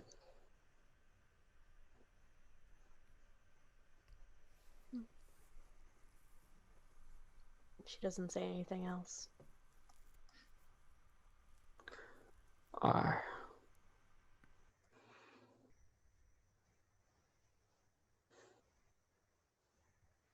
don't know what I want to do next.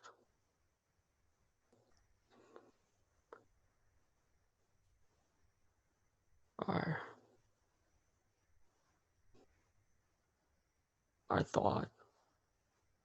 really thought that I could help you with these gods. I thought that I could help Ulman with his thing. And Hish, I'm sure that Hish has something that he wants. But he seems to just be a really well-adjusted person.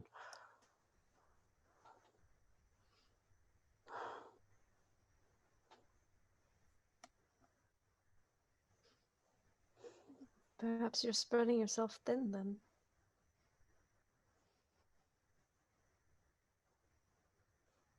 Maybe. It's how I feel more than anything like a failure. But more than anything, more Then it doesn't matter.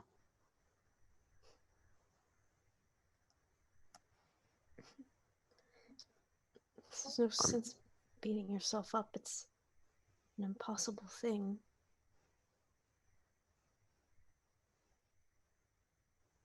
Once gods have their grip on you, they don't let go. It's foolish to think otherwise. But I appreciate what you tried to do.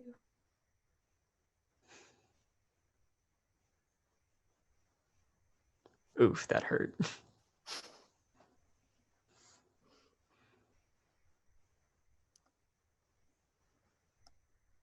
Thank you, Jill.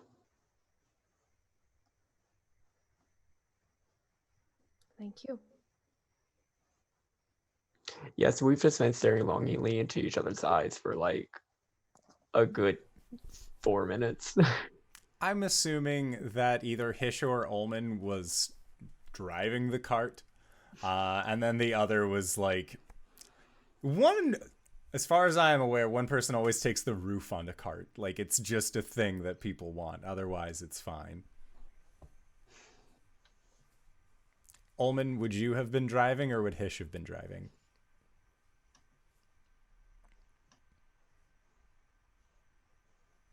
I can drive.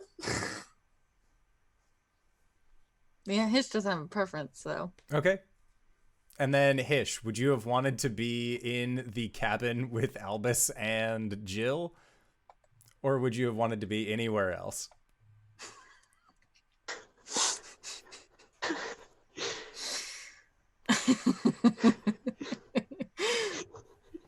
I think it's funnier if Hish is in the cart. Okay. Okay. So Hish, I will give you two options. Mm-hmm. You have either seen Albus and Jill just like looking at each other for long enough for you to guess that they're probably speaking telepathically. Mm-hmm. Or they could have waited until Hish had a dad nap on the road. And as their conversation finishes, Hish will just like snap back awake from his dad nap. Yeah, no, I think it makes sense for them to wait for a dad nap, and he sort of snorts himself awake at the end of the journey. I think he probably catches the tail end of the staring. You have no idea how long they've been doing this. Yeah, I think like he's sort of looking at it through like half open eyes, and then just closes his eyes again. All right. So you all make it back to Saltmarsh. Jill and Albus, what are your guys' plans? I guess all of you. What are all of your plans currently? When Jill gets out of the car, and what Ulman like steps up to you, I'm really glad you're here.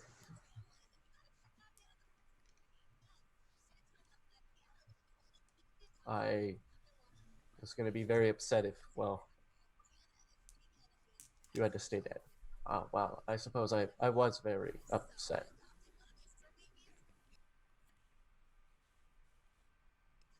The audio is messed up. Same goes with you, Albus. Thank you. Thank you, Ulman. I sure didn't want to stay dead. Thank you for saving me.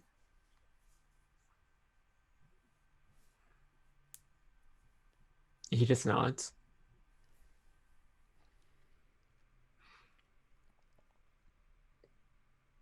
I'm sorry it had to be the thing that killed me. It only makes sense. I'm your bodyguard. We've gotten too attached. It's like you read a book. Who knows?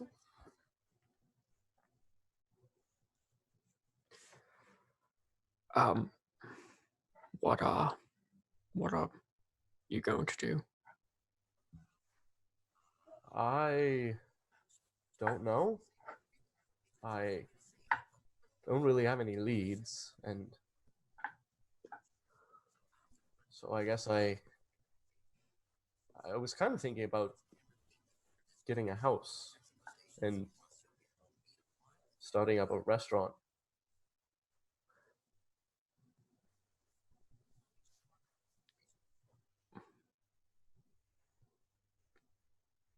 I might be able to contact somebody for you.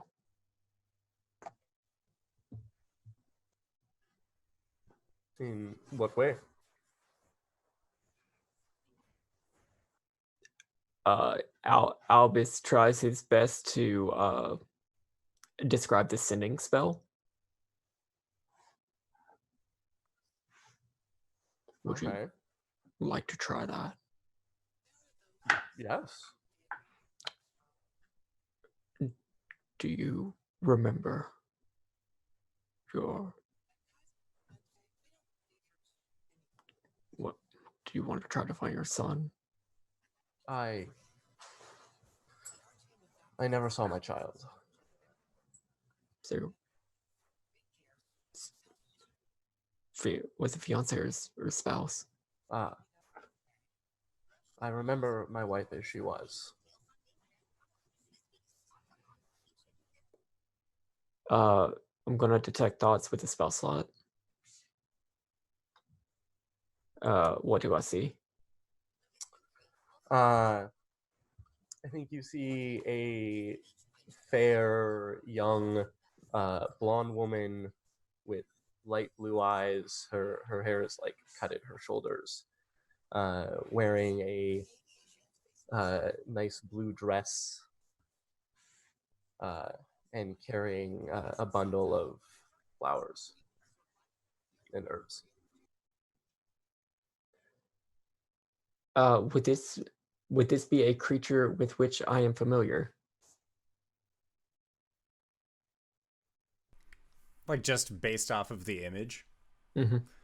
Well, based off of whatever his thoughts are. We lost Kylan. We did. That's okay. She's getting her audio back. I would say that... So I'm asking Ulman to think of his wife. I think that you would need to spend some time with Ulman to like... Because like knowing what they look like is different than knowing who they are, like if you were to try and reach out to contact them. So I would say if you want to spend time with Ulman learning more about what he has to say about his wife, so that way you would then be able to contact her as somebody that you only know in passing. Okay. Yeah, if we spend more time, I may be able to contact her. If you're starting up a restaurant, I can tell her that somebody here wants to see her. We have time.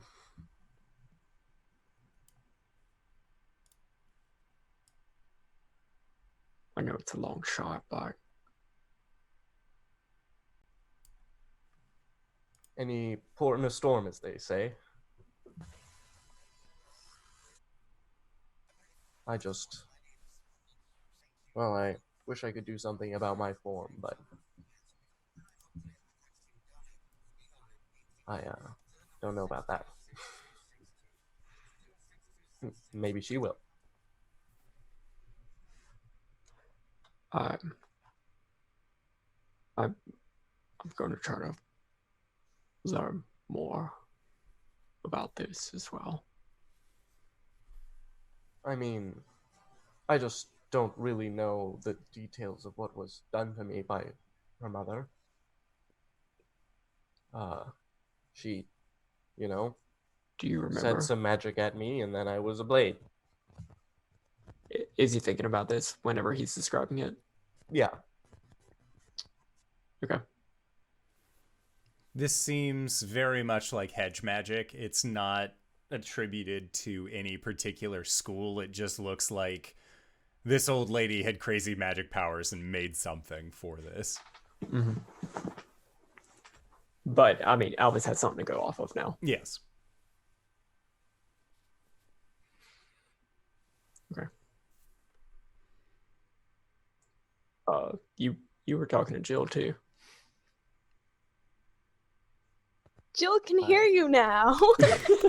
That level of exhaustion, man. A level where you stop hearing. Oh, I'm sorry, what? Yeah, I mean, it's perfectly reasonable to say she just zoned out. Yeah. I was just remarking on how glad I am that I don't have to mourn your loss anymore. I'm glad I can provide that he's a burden for you. I'm glad you're back, Jill. I was very sad that you had died. I don't know what the future holds for us merry band of folks, but I'm glad that you are still around. I'm glad you're back as well. I thought that we may never see you again. I thought so too. Well, I suppose we're both back where we belong. He smiles at that. It is a pretty nice place. I suppose. Far better than that fortress, at least. Too true. Too true. Are you two hungry?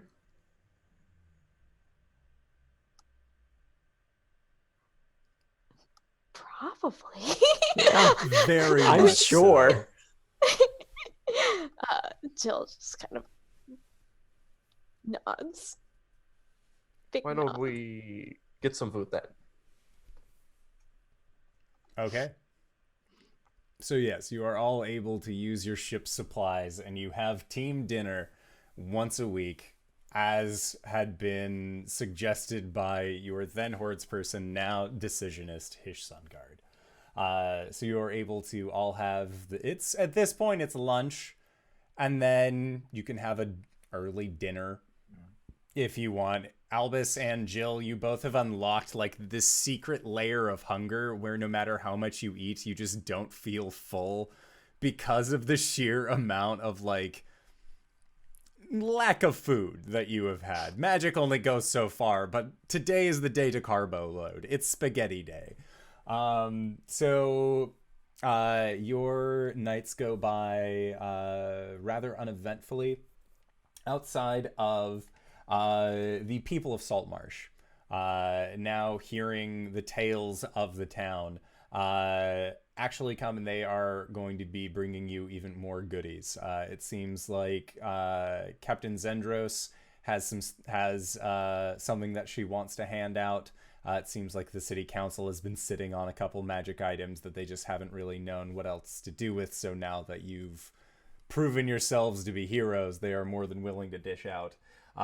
So you will end up getting, and you can distribute these amongst yourselves, the Staff of the Adder, the Slippers of the Spider, and you will also be getting the Instrument of the Bards, the Fakluken,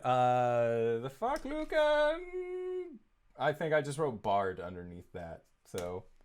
The Sahuagin? So I think Albus is getting the instrument of fucking.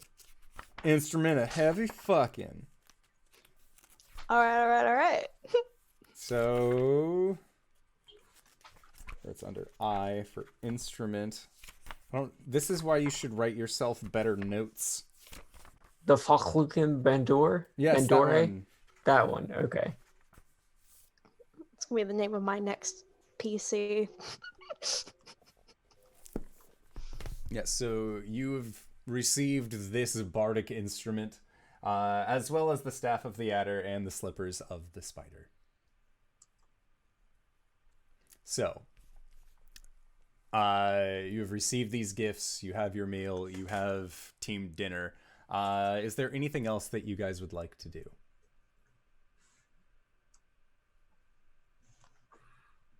Because if not, yes. Is it just for the night, or Yeah, over just the for the next- night, for the next several days. If there's anything that you want to do specifically, feel free to let me know. I want to go to my house. Okay. So I want to go through the underwater entrance though and see how my babies are doing. they've missed you so. They're so happy, and they've all grown so big in the time that you've been gone. But How not big are they? at this point, since the babies that you had saved had only been about like prawn size, they are now getting to the point of being more like a legitimately looking crustacean. So when you appear in your new glory, Hayatel Kita is as excited as a chul can be. Not very excited, but they see you and acknowledge you and praise your return. And all of the young prawn-sized ones, when you left, kind of swarm you and are just crawling over you, but not in a harmful way. They are just excited and have yet the ability to express themselves through any kind of telepathy. How have they made like any progress in the past like week? Oh, you have been gone from Saltmarsh for almost a month. Right, in that long. It has been a long time, and yes, they have. There is actually a biped-sized tunnel that it's relatively slippery and not very well formed at all, but there is a pathway that leads from inside of your house to this underwater chamber that looks like it just leads in deeper under this mountain, or under this rocky outcropping that you live upon.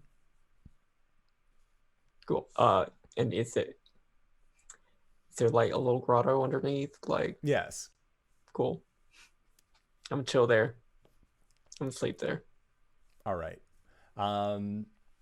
So you also know, and we'll say that you will have gotten this, but I like to imagine that Albus got part of his pork supply when he picked up the bardic instrument. So it's just you, like, basically feeding ducks, but it's just throwing raw meat chunks into the water for all of these little chulings.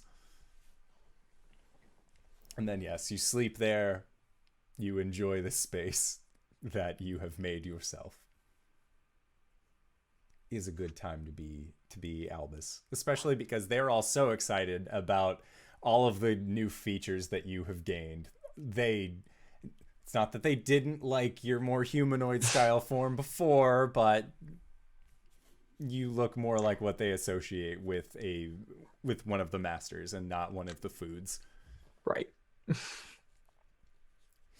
Cool. That was my thing. Okay. I think after dinner, Ulman hangs out on the deck of the ship for an hour before heading to bed. And during that time, he's just kind of shuffling a gold coin across his fingers and kind of thoughtfully looking out over the sea. And at the end of the hour, he just chucks it as hard as he can and goes to sleep. Okay.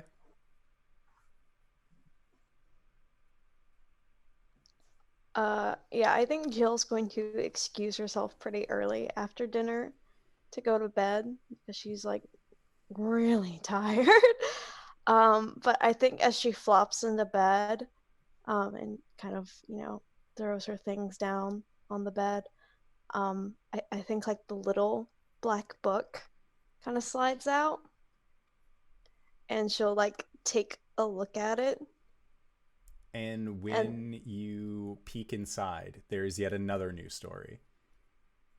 And this story describes basically everything that happened to you in the place where your memories are beginning to fade. It begins talking about a life without Umberlee. And it's not written in your hand. It's written in someone else's. And that's it. That is already inside of this book for you.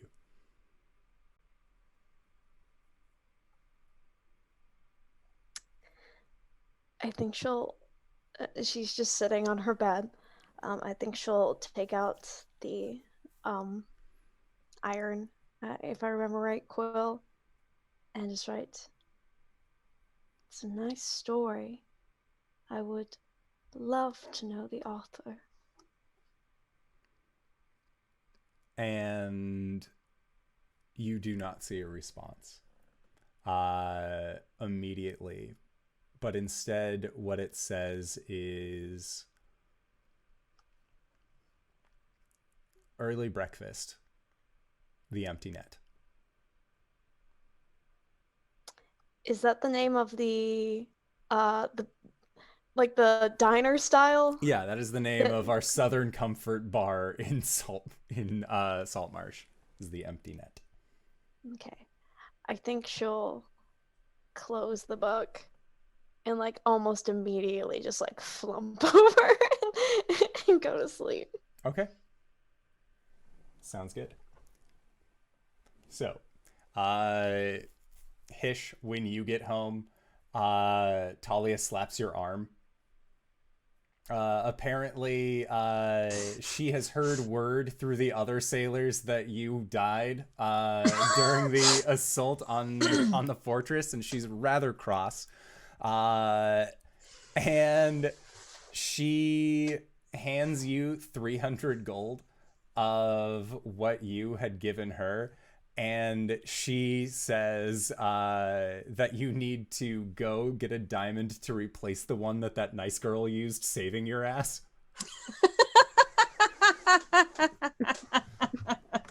Yeah, he takes the gold, and I think as he's leaving to go get a new diamond, he mutters, "Loose lips sink ships." All right. And other than that, you and Talia begin to look for houses in Saltmarsh, but just a little bit nicer ones. Yeah. Okay, Albus, did you have anything else that you would like to do? Yeah, I just want to fill up the whisper jar with everything that I remember. Okay. And also ask about Cults of Tharsden on the Sword Coast. Make your whispering check. History. 23, which is more than what I need. Okay. So Cults of Tharsden along the Sword Coast. You don't hear of... You hear of one that is even above Boulder's Gate. That would be within the Sword Coast region, and it is the Cult of Tharsden that you are rather well acquainted with at this point, which is the ones that brought your friend Jill back to life. But as far as anything past that point, it seems like the information that you're getting is only from Faerun. And I don't remember Scothgood's location, right? I just have a hint of it. That you wanted were how to revoke a god deal, the location of Skothga, and then locate person within an infinite range.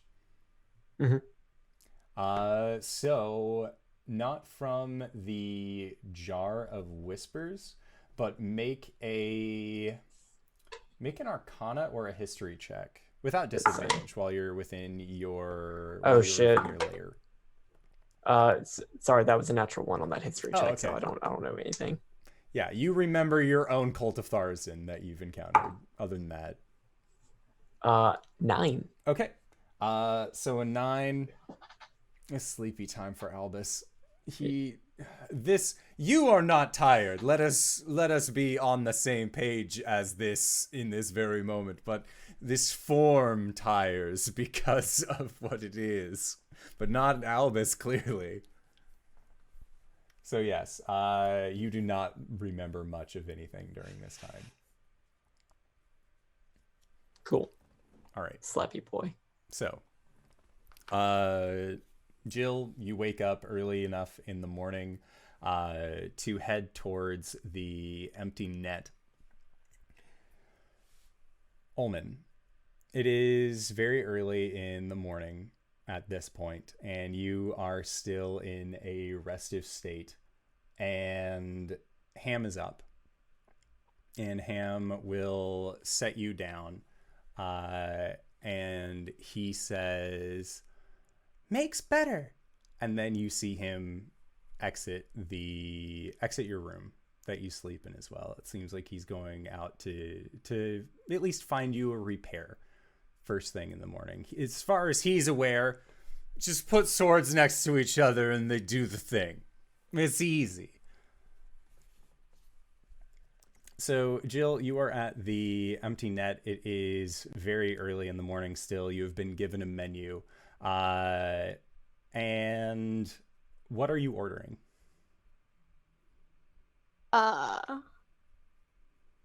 One black coffee. And probably just like your typical breakfast platter. Okay. But the black coffee is the most important part. I mean, it's diner coffee. That is like its own special blend. I don't know what diners do, but it all tastes the same and it's perfect. So, you are ordering your food, and as you are ordering your food, you hear the door open as well, and it's roughly around the time that you saw that was originally described in this letter, and you actually see what looks to be your friend Ulman, which you recognize is Body of Ham at this point, and they walk in, and they sit down across from you, and pull up a menu as well and begin to flip. And you hear a voice that Ulman has not ever made come out of his mouth that says, "Well, it all just looks so delicious." And the menu folds down and you see the well-dressed man in his dark suit, in his stark white shirt, wavier brown hair, a little bit of a goatee. He says, "What would you recommend?" What the fuck? Jill, I think looks taken aback at first. But then she says, "Well, the coffee is an absolute necessity." Coffee. Yes, I liked coffee. I remember liking coffee, I think. And at that, waiter comes back, delivers you your food, and the figure says, "I will also have a coffee and this one." And he points at the menu, and you can see that there is a fairly faithful artistic rendition of what looks to be like a omelet with a side of hash browns. And it just has like a big hunk of like an avocado or some other kind of fruit berry thing atop it. And then coffee is given out and just, oh, no, I do remember this. I do enjoy it. Well, and the figure says, "I'm glad you're back. I would have been so sad if you had died." We've met before, but forgive me if this comes across as impolite, but I don't remember how or where. Oh, we've met several times before, Jilfa'en Lyrandar. I pulled you out of a whirlpool, and in exchange, you began to write for me. And so, I could sense when you were going into the fortress that we were really vibing on something here. I saw what you wrote on the side of the prison wall in your own blood, the finality of it all. Absolutely incredible. Such devotion. Then Sorry. that's all right. It has been so long since anyone even thought to try and interrupt. I appreciate it. You look much different than I would imagine. And what do you imagine me to look like, Jilfa'en?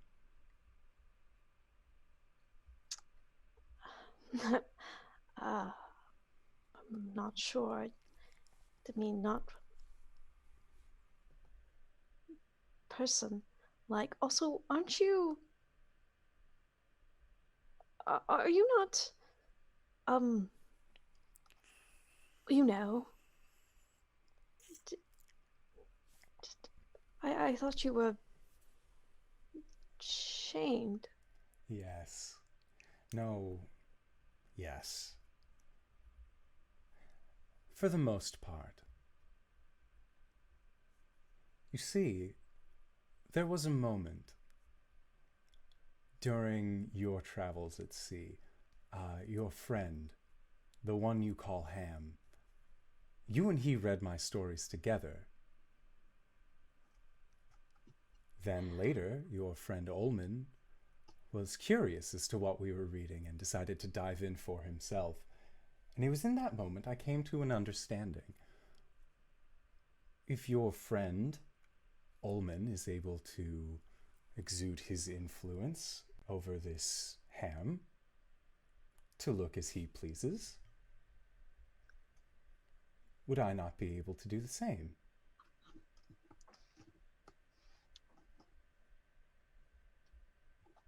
I was told, well, Ham came to me and only had one simple request.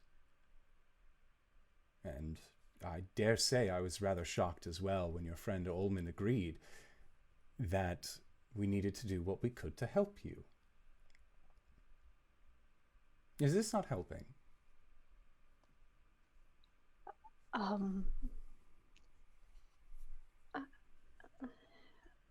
sorry. This is just a lot to take in. Oh, yes. And as you say that, Tharsden looks past you. A lot to take in indeed. And as he rubs his hands, the plate of food is put in front of him and he just...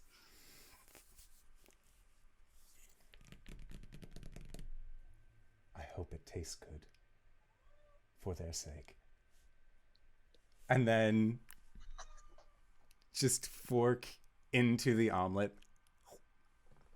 And he just begins to very happily eat breakfast in front of you.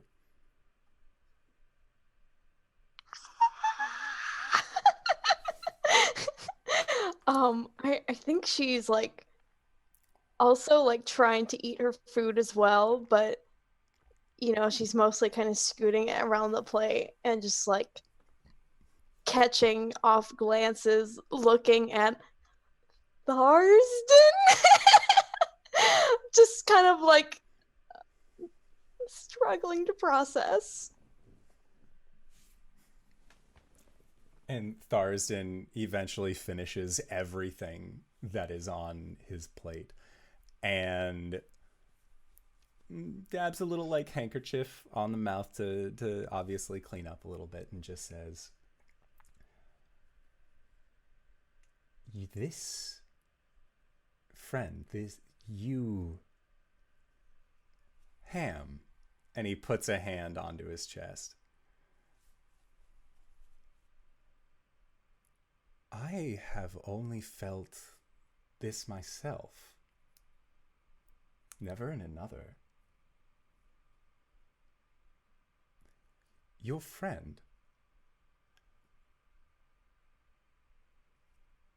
they would never stop eating if given the chance.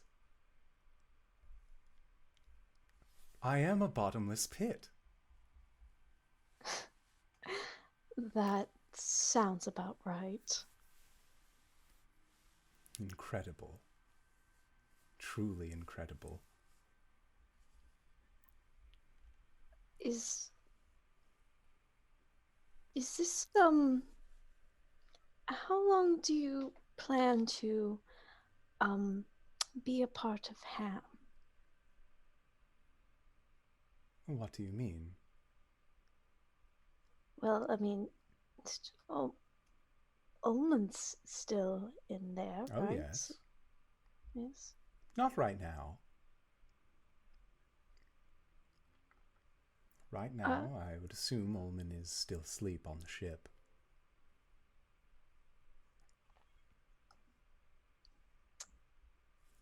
I see.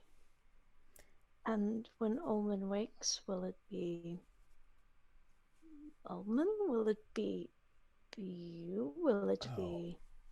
Jill, you of all people should know that I am not going to force my service upon someone else. I always give a choice. With Ham, I gave that choice. And I asked plainly and simply, in the easiest manner I could, would you do anything to help your friend Jill? To which they said yes. Given time, mayhaps I will also ask Ulman. But he wasn't too keen on Ham and I talking. But I could see no other way of telling you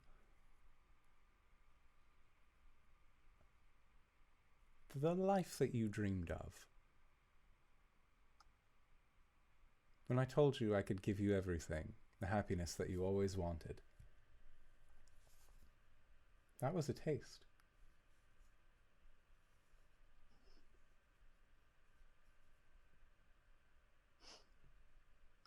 This is but a figment of what I can offer. Because those are just dreams, Jilfa'en. But you have the power to turn your dreams into reality. All you need to do is right.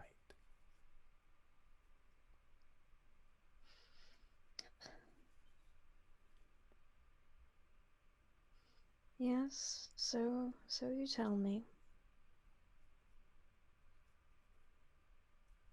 Now, I'm thinking about dessert. What about you? And the menu goes up in front of the face again. I don't think I'm that hungry, actually. And when the menu comes down, then can I have it? And Ham points at the food in front of you. And it seems that it is back to the full blonde hair, heroic face that you have come to know as Ulman Dark. And Tharzan is gone. Yeah, she actually jumps back. And it's just like, yes, sure, get whatever you want, please. And she'll just slap some gold on the table, and just like get up and walk off. Okay. And Ham continues to eat Jill's share of breakfast.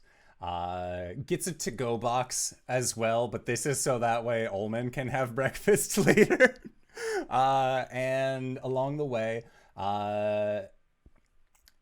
Ulman, mark off 500 gold as Ham picks up a +1 short sword.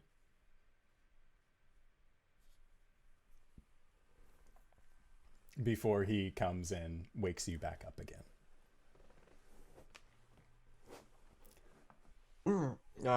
Howdy, partner.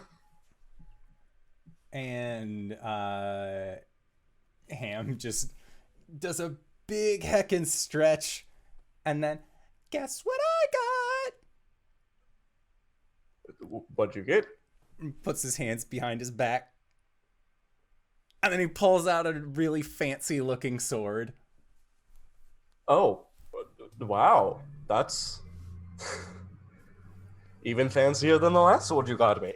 Yeah! I like it. And he just looks at it with this new, like, Yes, the fanciest! If this is anything like last time, I'm not looking forward to the next part, but it'll be nice to be not just a hilt. And Ham just nods. He seems very excited about the fact that he can help you again. Take it away, my boy. And Ham will take the time to transfer things over. But whereas before it was a... Whereas before you felt... There was a loud clattering noise out in my backyard, and I think it was just part of a wall falling. I'm sure it's fine. It's fine. So, whereas before you woke up after Umberly had kind of blessed you into this new blade, instead, Ham sets your hilt down and then sets down the new blade and puts one hand on the hilt and one hand on the hilt of the other sword, and the goo of Ham, to put it as lightly as possible, the almost luminescent blue goo that is Ham extends outward over your hilt and then extends along the newer blade. And it is such a strange moment for you, because Ham is doing something that you have not seen them be able to do before. And you know that Albus hasn't done anything like this. Jill hasn't done anything like this. And if Hish has been able to do something like this the whole time, why didn't he say anything? And you feel like there is some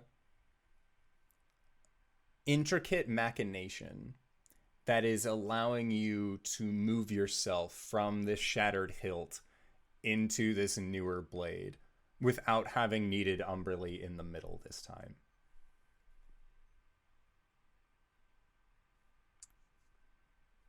Well, that was interesting. When did you learn to do that?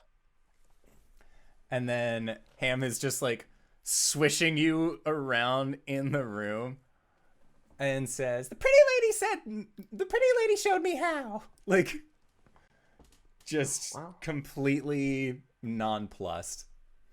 That was nice of her. Well, what time is it anyway? Do we need to make breakfast? Breakfast! And Ham just like, you don't, now that you are in the short sword, you see Ham pull out a to-go container of breakfast. Upon opening it up, you realize that it is from the empty net. Oh, you went out. All right. Well, is there anything you want to do today? And Ham thinks for a long time. About a normal length of time for Ham. And then just says, spend time with you. It That seems like Ham sounds- missed his friend. That sounds very nice. You know, I was thinking, if we made a small house for ourselves in the woods, we wouldn't have to travel so far to, paint and all that. You want to go look for a nice spot? And Ham nods. And the two of you go. Make a survival check.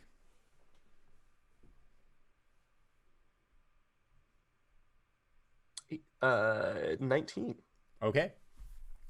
So a 19. It takes you a couple hours just wandering through the woods, really trying to find the best spot that you possibly can. But you do.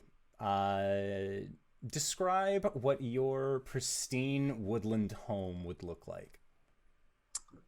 I think it's a nice, relatively circular clearing of trees with flowers growing in the grass. And it's like maybe half a mile into the woods from the coast. Okay. Gets lots of natural light. It's maybe like slightly on a hillside. Sounds good. Is there like a creek running nearby? Just like a very nice, like you can still hear running water. Listen hard enough, you can hear the ocean. Yeah. Oh, yeah. Okay, so that is what you were going to spend the next couple days doing, is just trying to basically build out this area. And talking to, like getting a hold of the Saltmarsh Council to just talk about like buying land in the woods. They're willing to just kind of let you have that as your own spot. Seeing as how you saved the city, they are feeling inclined to just let you live in the woods should you so choose, especially if you're building your own homestead out there. And Albus, is there anything that you would like to do? I would. So over the next couple of days, I'd like to like pick at those hints that I left myself and see if I can gather anything from them. Okay. So because of the way that we set up your resurrection, especially because aboleths don't die, they just go back home and then get to choose whether or not they make the field trip again. You do end up finding the baubles that you left yourself, and you know that answer to the first, to revoke a god's deal. In revoking a god's deal, there is very little that you can do in order to get a god, once they have fixed their eye on a mortal, to look away so easily. So what you have done in the past, and what you have offered to do in the past, is to essentially shut that off for an individual, should they so choose. And mechanically, they would give up what they have in terms of faith points, what have you, as far as like cleric, paladin, any kind of holy belief class. And if they were to make a switch over to paladin while you are in, or switch over to warlock with you as their patron while you are in your full power, or any aboleth within full power, you can remove that aspect. You can essentially create a barrier between a deity and this figure to provide them protection as you see it. Cool. As far as the location of Skafka, they aren't on the Sword Coast. Skafka went farther south. And you know, as far as the general location, there is a large peninsula. No, peninsula is the one that extends out. What's the other one? The body of water. Bay. A large bay. Thank you. South of Baldur's Gate in the country of that you know Skafka is hiding out in the primary trade hub. And you would know this city as well to be Moran. Moran, okay. Yes. And then the last question, which was locate person with infinite range. That is something that you feel was capable at a time. There were powerful magical artifacts that were created by the elves and the Netherese that allowed you to do such things. They were typically known as mythalars. As far as having access to one, you know that it would be easier to get a hold of a crystal ball than it would be to get your hands on a mythalar. You do know that there is a kraken that exists in the trackless sea that had fused with a mythalar. But you do also know that the kraken that had fused with this mythalar is a high priest of the Church of Umberley. And so your direct thoughts as to wanting to do that, none of that sounds good for you. But that is one of the few remaining mythalars that are still on this plane. Even the fucking squids are in the god's hands. I hate it. Free all crustaceans. Free the cephalopods. Also, I'm a dummy and forgot that this scrying spell exists. Yes. You know that scrying is like a locate person if you know roughly what you're looking for. I can't do that yet, though. Not yet. Bassoon. And then Hish, is there anything that you would like to do other than look for houses with Talia?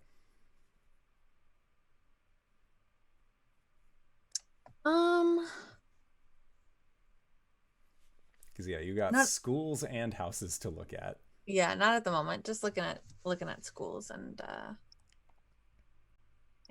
houses. Okay. So we are going to go back to Ulman. You and Ham are in the woods. You're building your house, and you hear lute music. And you recognize the player as soon as they walk into the clearing. It's Viari. They have flaming red hair. They're playing music like they always do. And they look at the house that you're building. Just, well, that looks awfully, well, at least this is a nice spot. I see you found my glade. You're Welcome. chopping down trees and nailing wood together. You're really not that hard to find. That's fair. What brings you looking? Well, I was just curious. Really. Curious about, well, a lot of things, to be fair. Aren't we all? Well, like I said, when I was younger, I didn't really know my parents. And Viari is making his way to you, and he's still playing. He says, I never really knew my father. I mean, I kind of knew my mother, but there were things she obviously kept from me. And Viari says, now, imagine if you found your dad.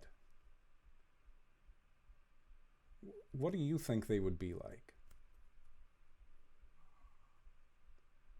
Well, I'd hope they were a good man.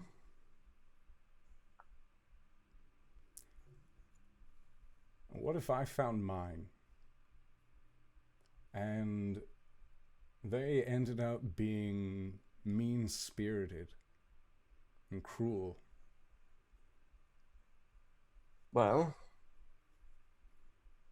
unfortunately, you can't choose who you're related to, but you do choose your family. Those who are special to you.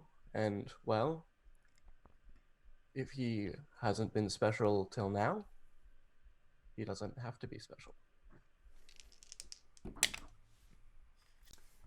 Does a 24 hit your armor class? Yes.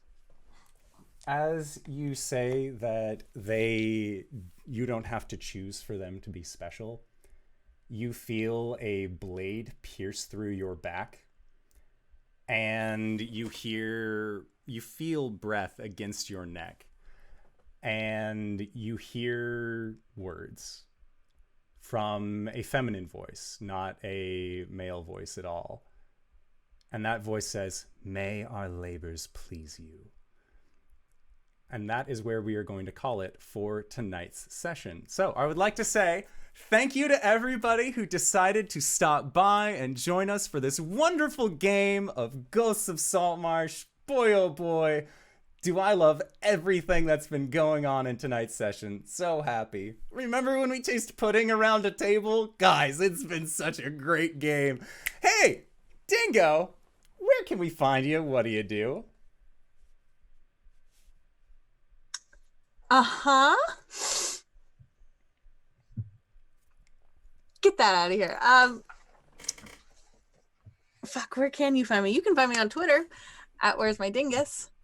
And this week you can't find me anywhere, unfortunately, but next week, on Tuesdays, you can find me on Off the Table, playing Alas for the Awful Sea with KyleWithAnN. Wednesdays, you can find me on Off the Table, playing our final season of Burning Wheel. That finale is coming around sometime. It'll happen. Thursdays, you can find me here making the same face that Cyber is making. And Fridays, you can find me both every other Friday on Off the Table playing Tales from Thersha. And then in the mornings every Friday, I play Monster of the Week on Tales from the Grim. Great. This was a great time. I'm not stressed at all. I don't know what's going on. Reeves, where can we find you? What do you do? You can find me questioning my existence and with emotional knives in my back and physical knives in my characters' backs here every Thursday.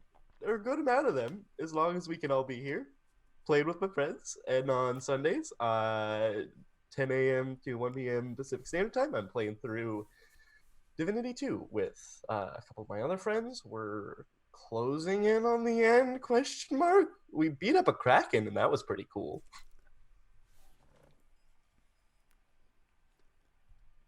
Hi! I'm Cyber. A shitpost on Twitter at Trouble1.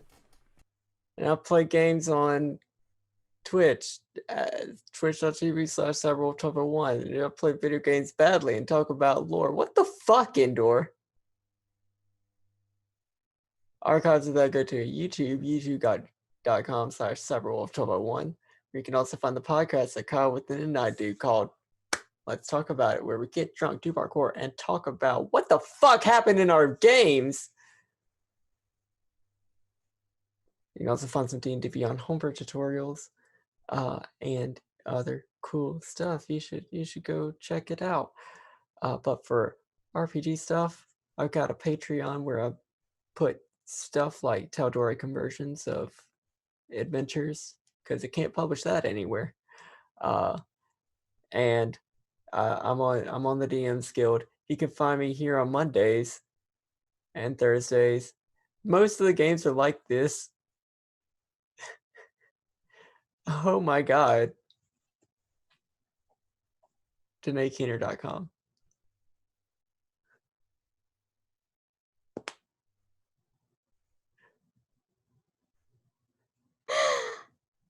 Hi everyone, I'm KyleWithAnN, otherwise known as KyleWithAnN on Twitter and Twitch, where you can catch me having coffee with Darston, or where I play video games and shitpost and tweet about when I'm on other people's streams, like, as Dingo mentioned, Alas for the Awful Sea.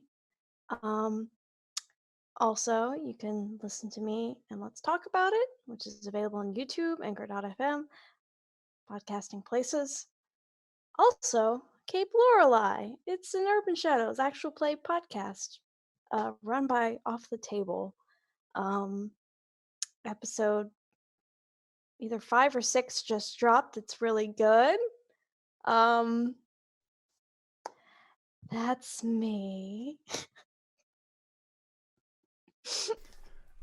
And if you have made it this far, you probably already know who I am. But if you don't, hey fella, what's up? It's me, your buddy, your pal, your friend, the Indoor Adventurer, the showrunner here at twitch.tv/Indoor Adventures. We do this show Monday, Tuesday, and Thursday at 5:30 p.m. Pacific Standard Time. It is a great experience. We got our homebrew games on Mondays. We got a Curse of Strahd game that I think has close to like at most 5 sessions left before we wrap it up. We are storming Castle Ravenloft starting next week, so I'm geared up for it. And then after that, our current plan is Tomb of Annihilation, which should be pretty fun. We're doing an alternate future for the Forgotten Realms, so that should be an enjoyable time. And then on Thursdays, we have Ghosts of Saltmarsh for as long as Ghosts of Saltmarsh still continues to have chapters, even though they said last time was the final enemy. Why we gotta have more new enemies? That's silly. Speaking of things that are silly, hey, we got our Patreon set up. So if you go to patreon.com/indooradventures, you can get access to an after show called Nights in the Courtyard, where we answer questions not only from the community, but also from each other. So if you have any questions for this session that you would like to get answered, or any questions from previous games, feel free to post them in the chat to the side, and we will do our best to grab them.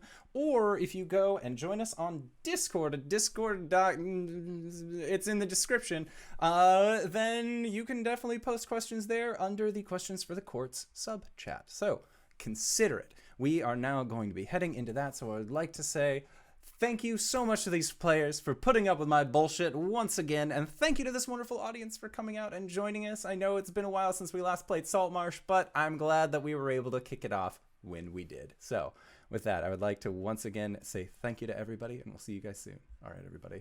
Bye-bye!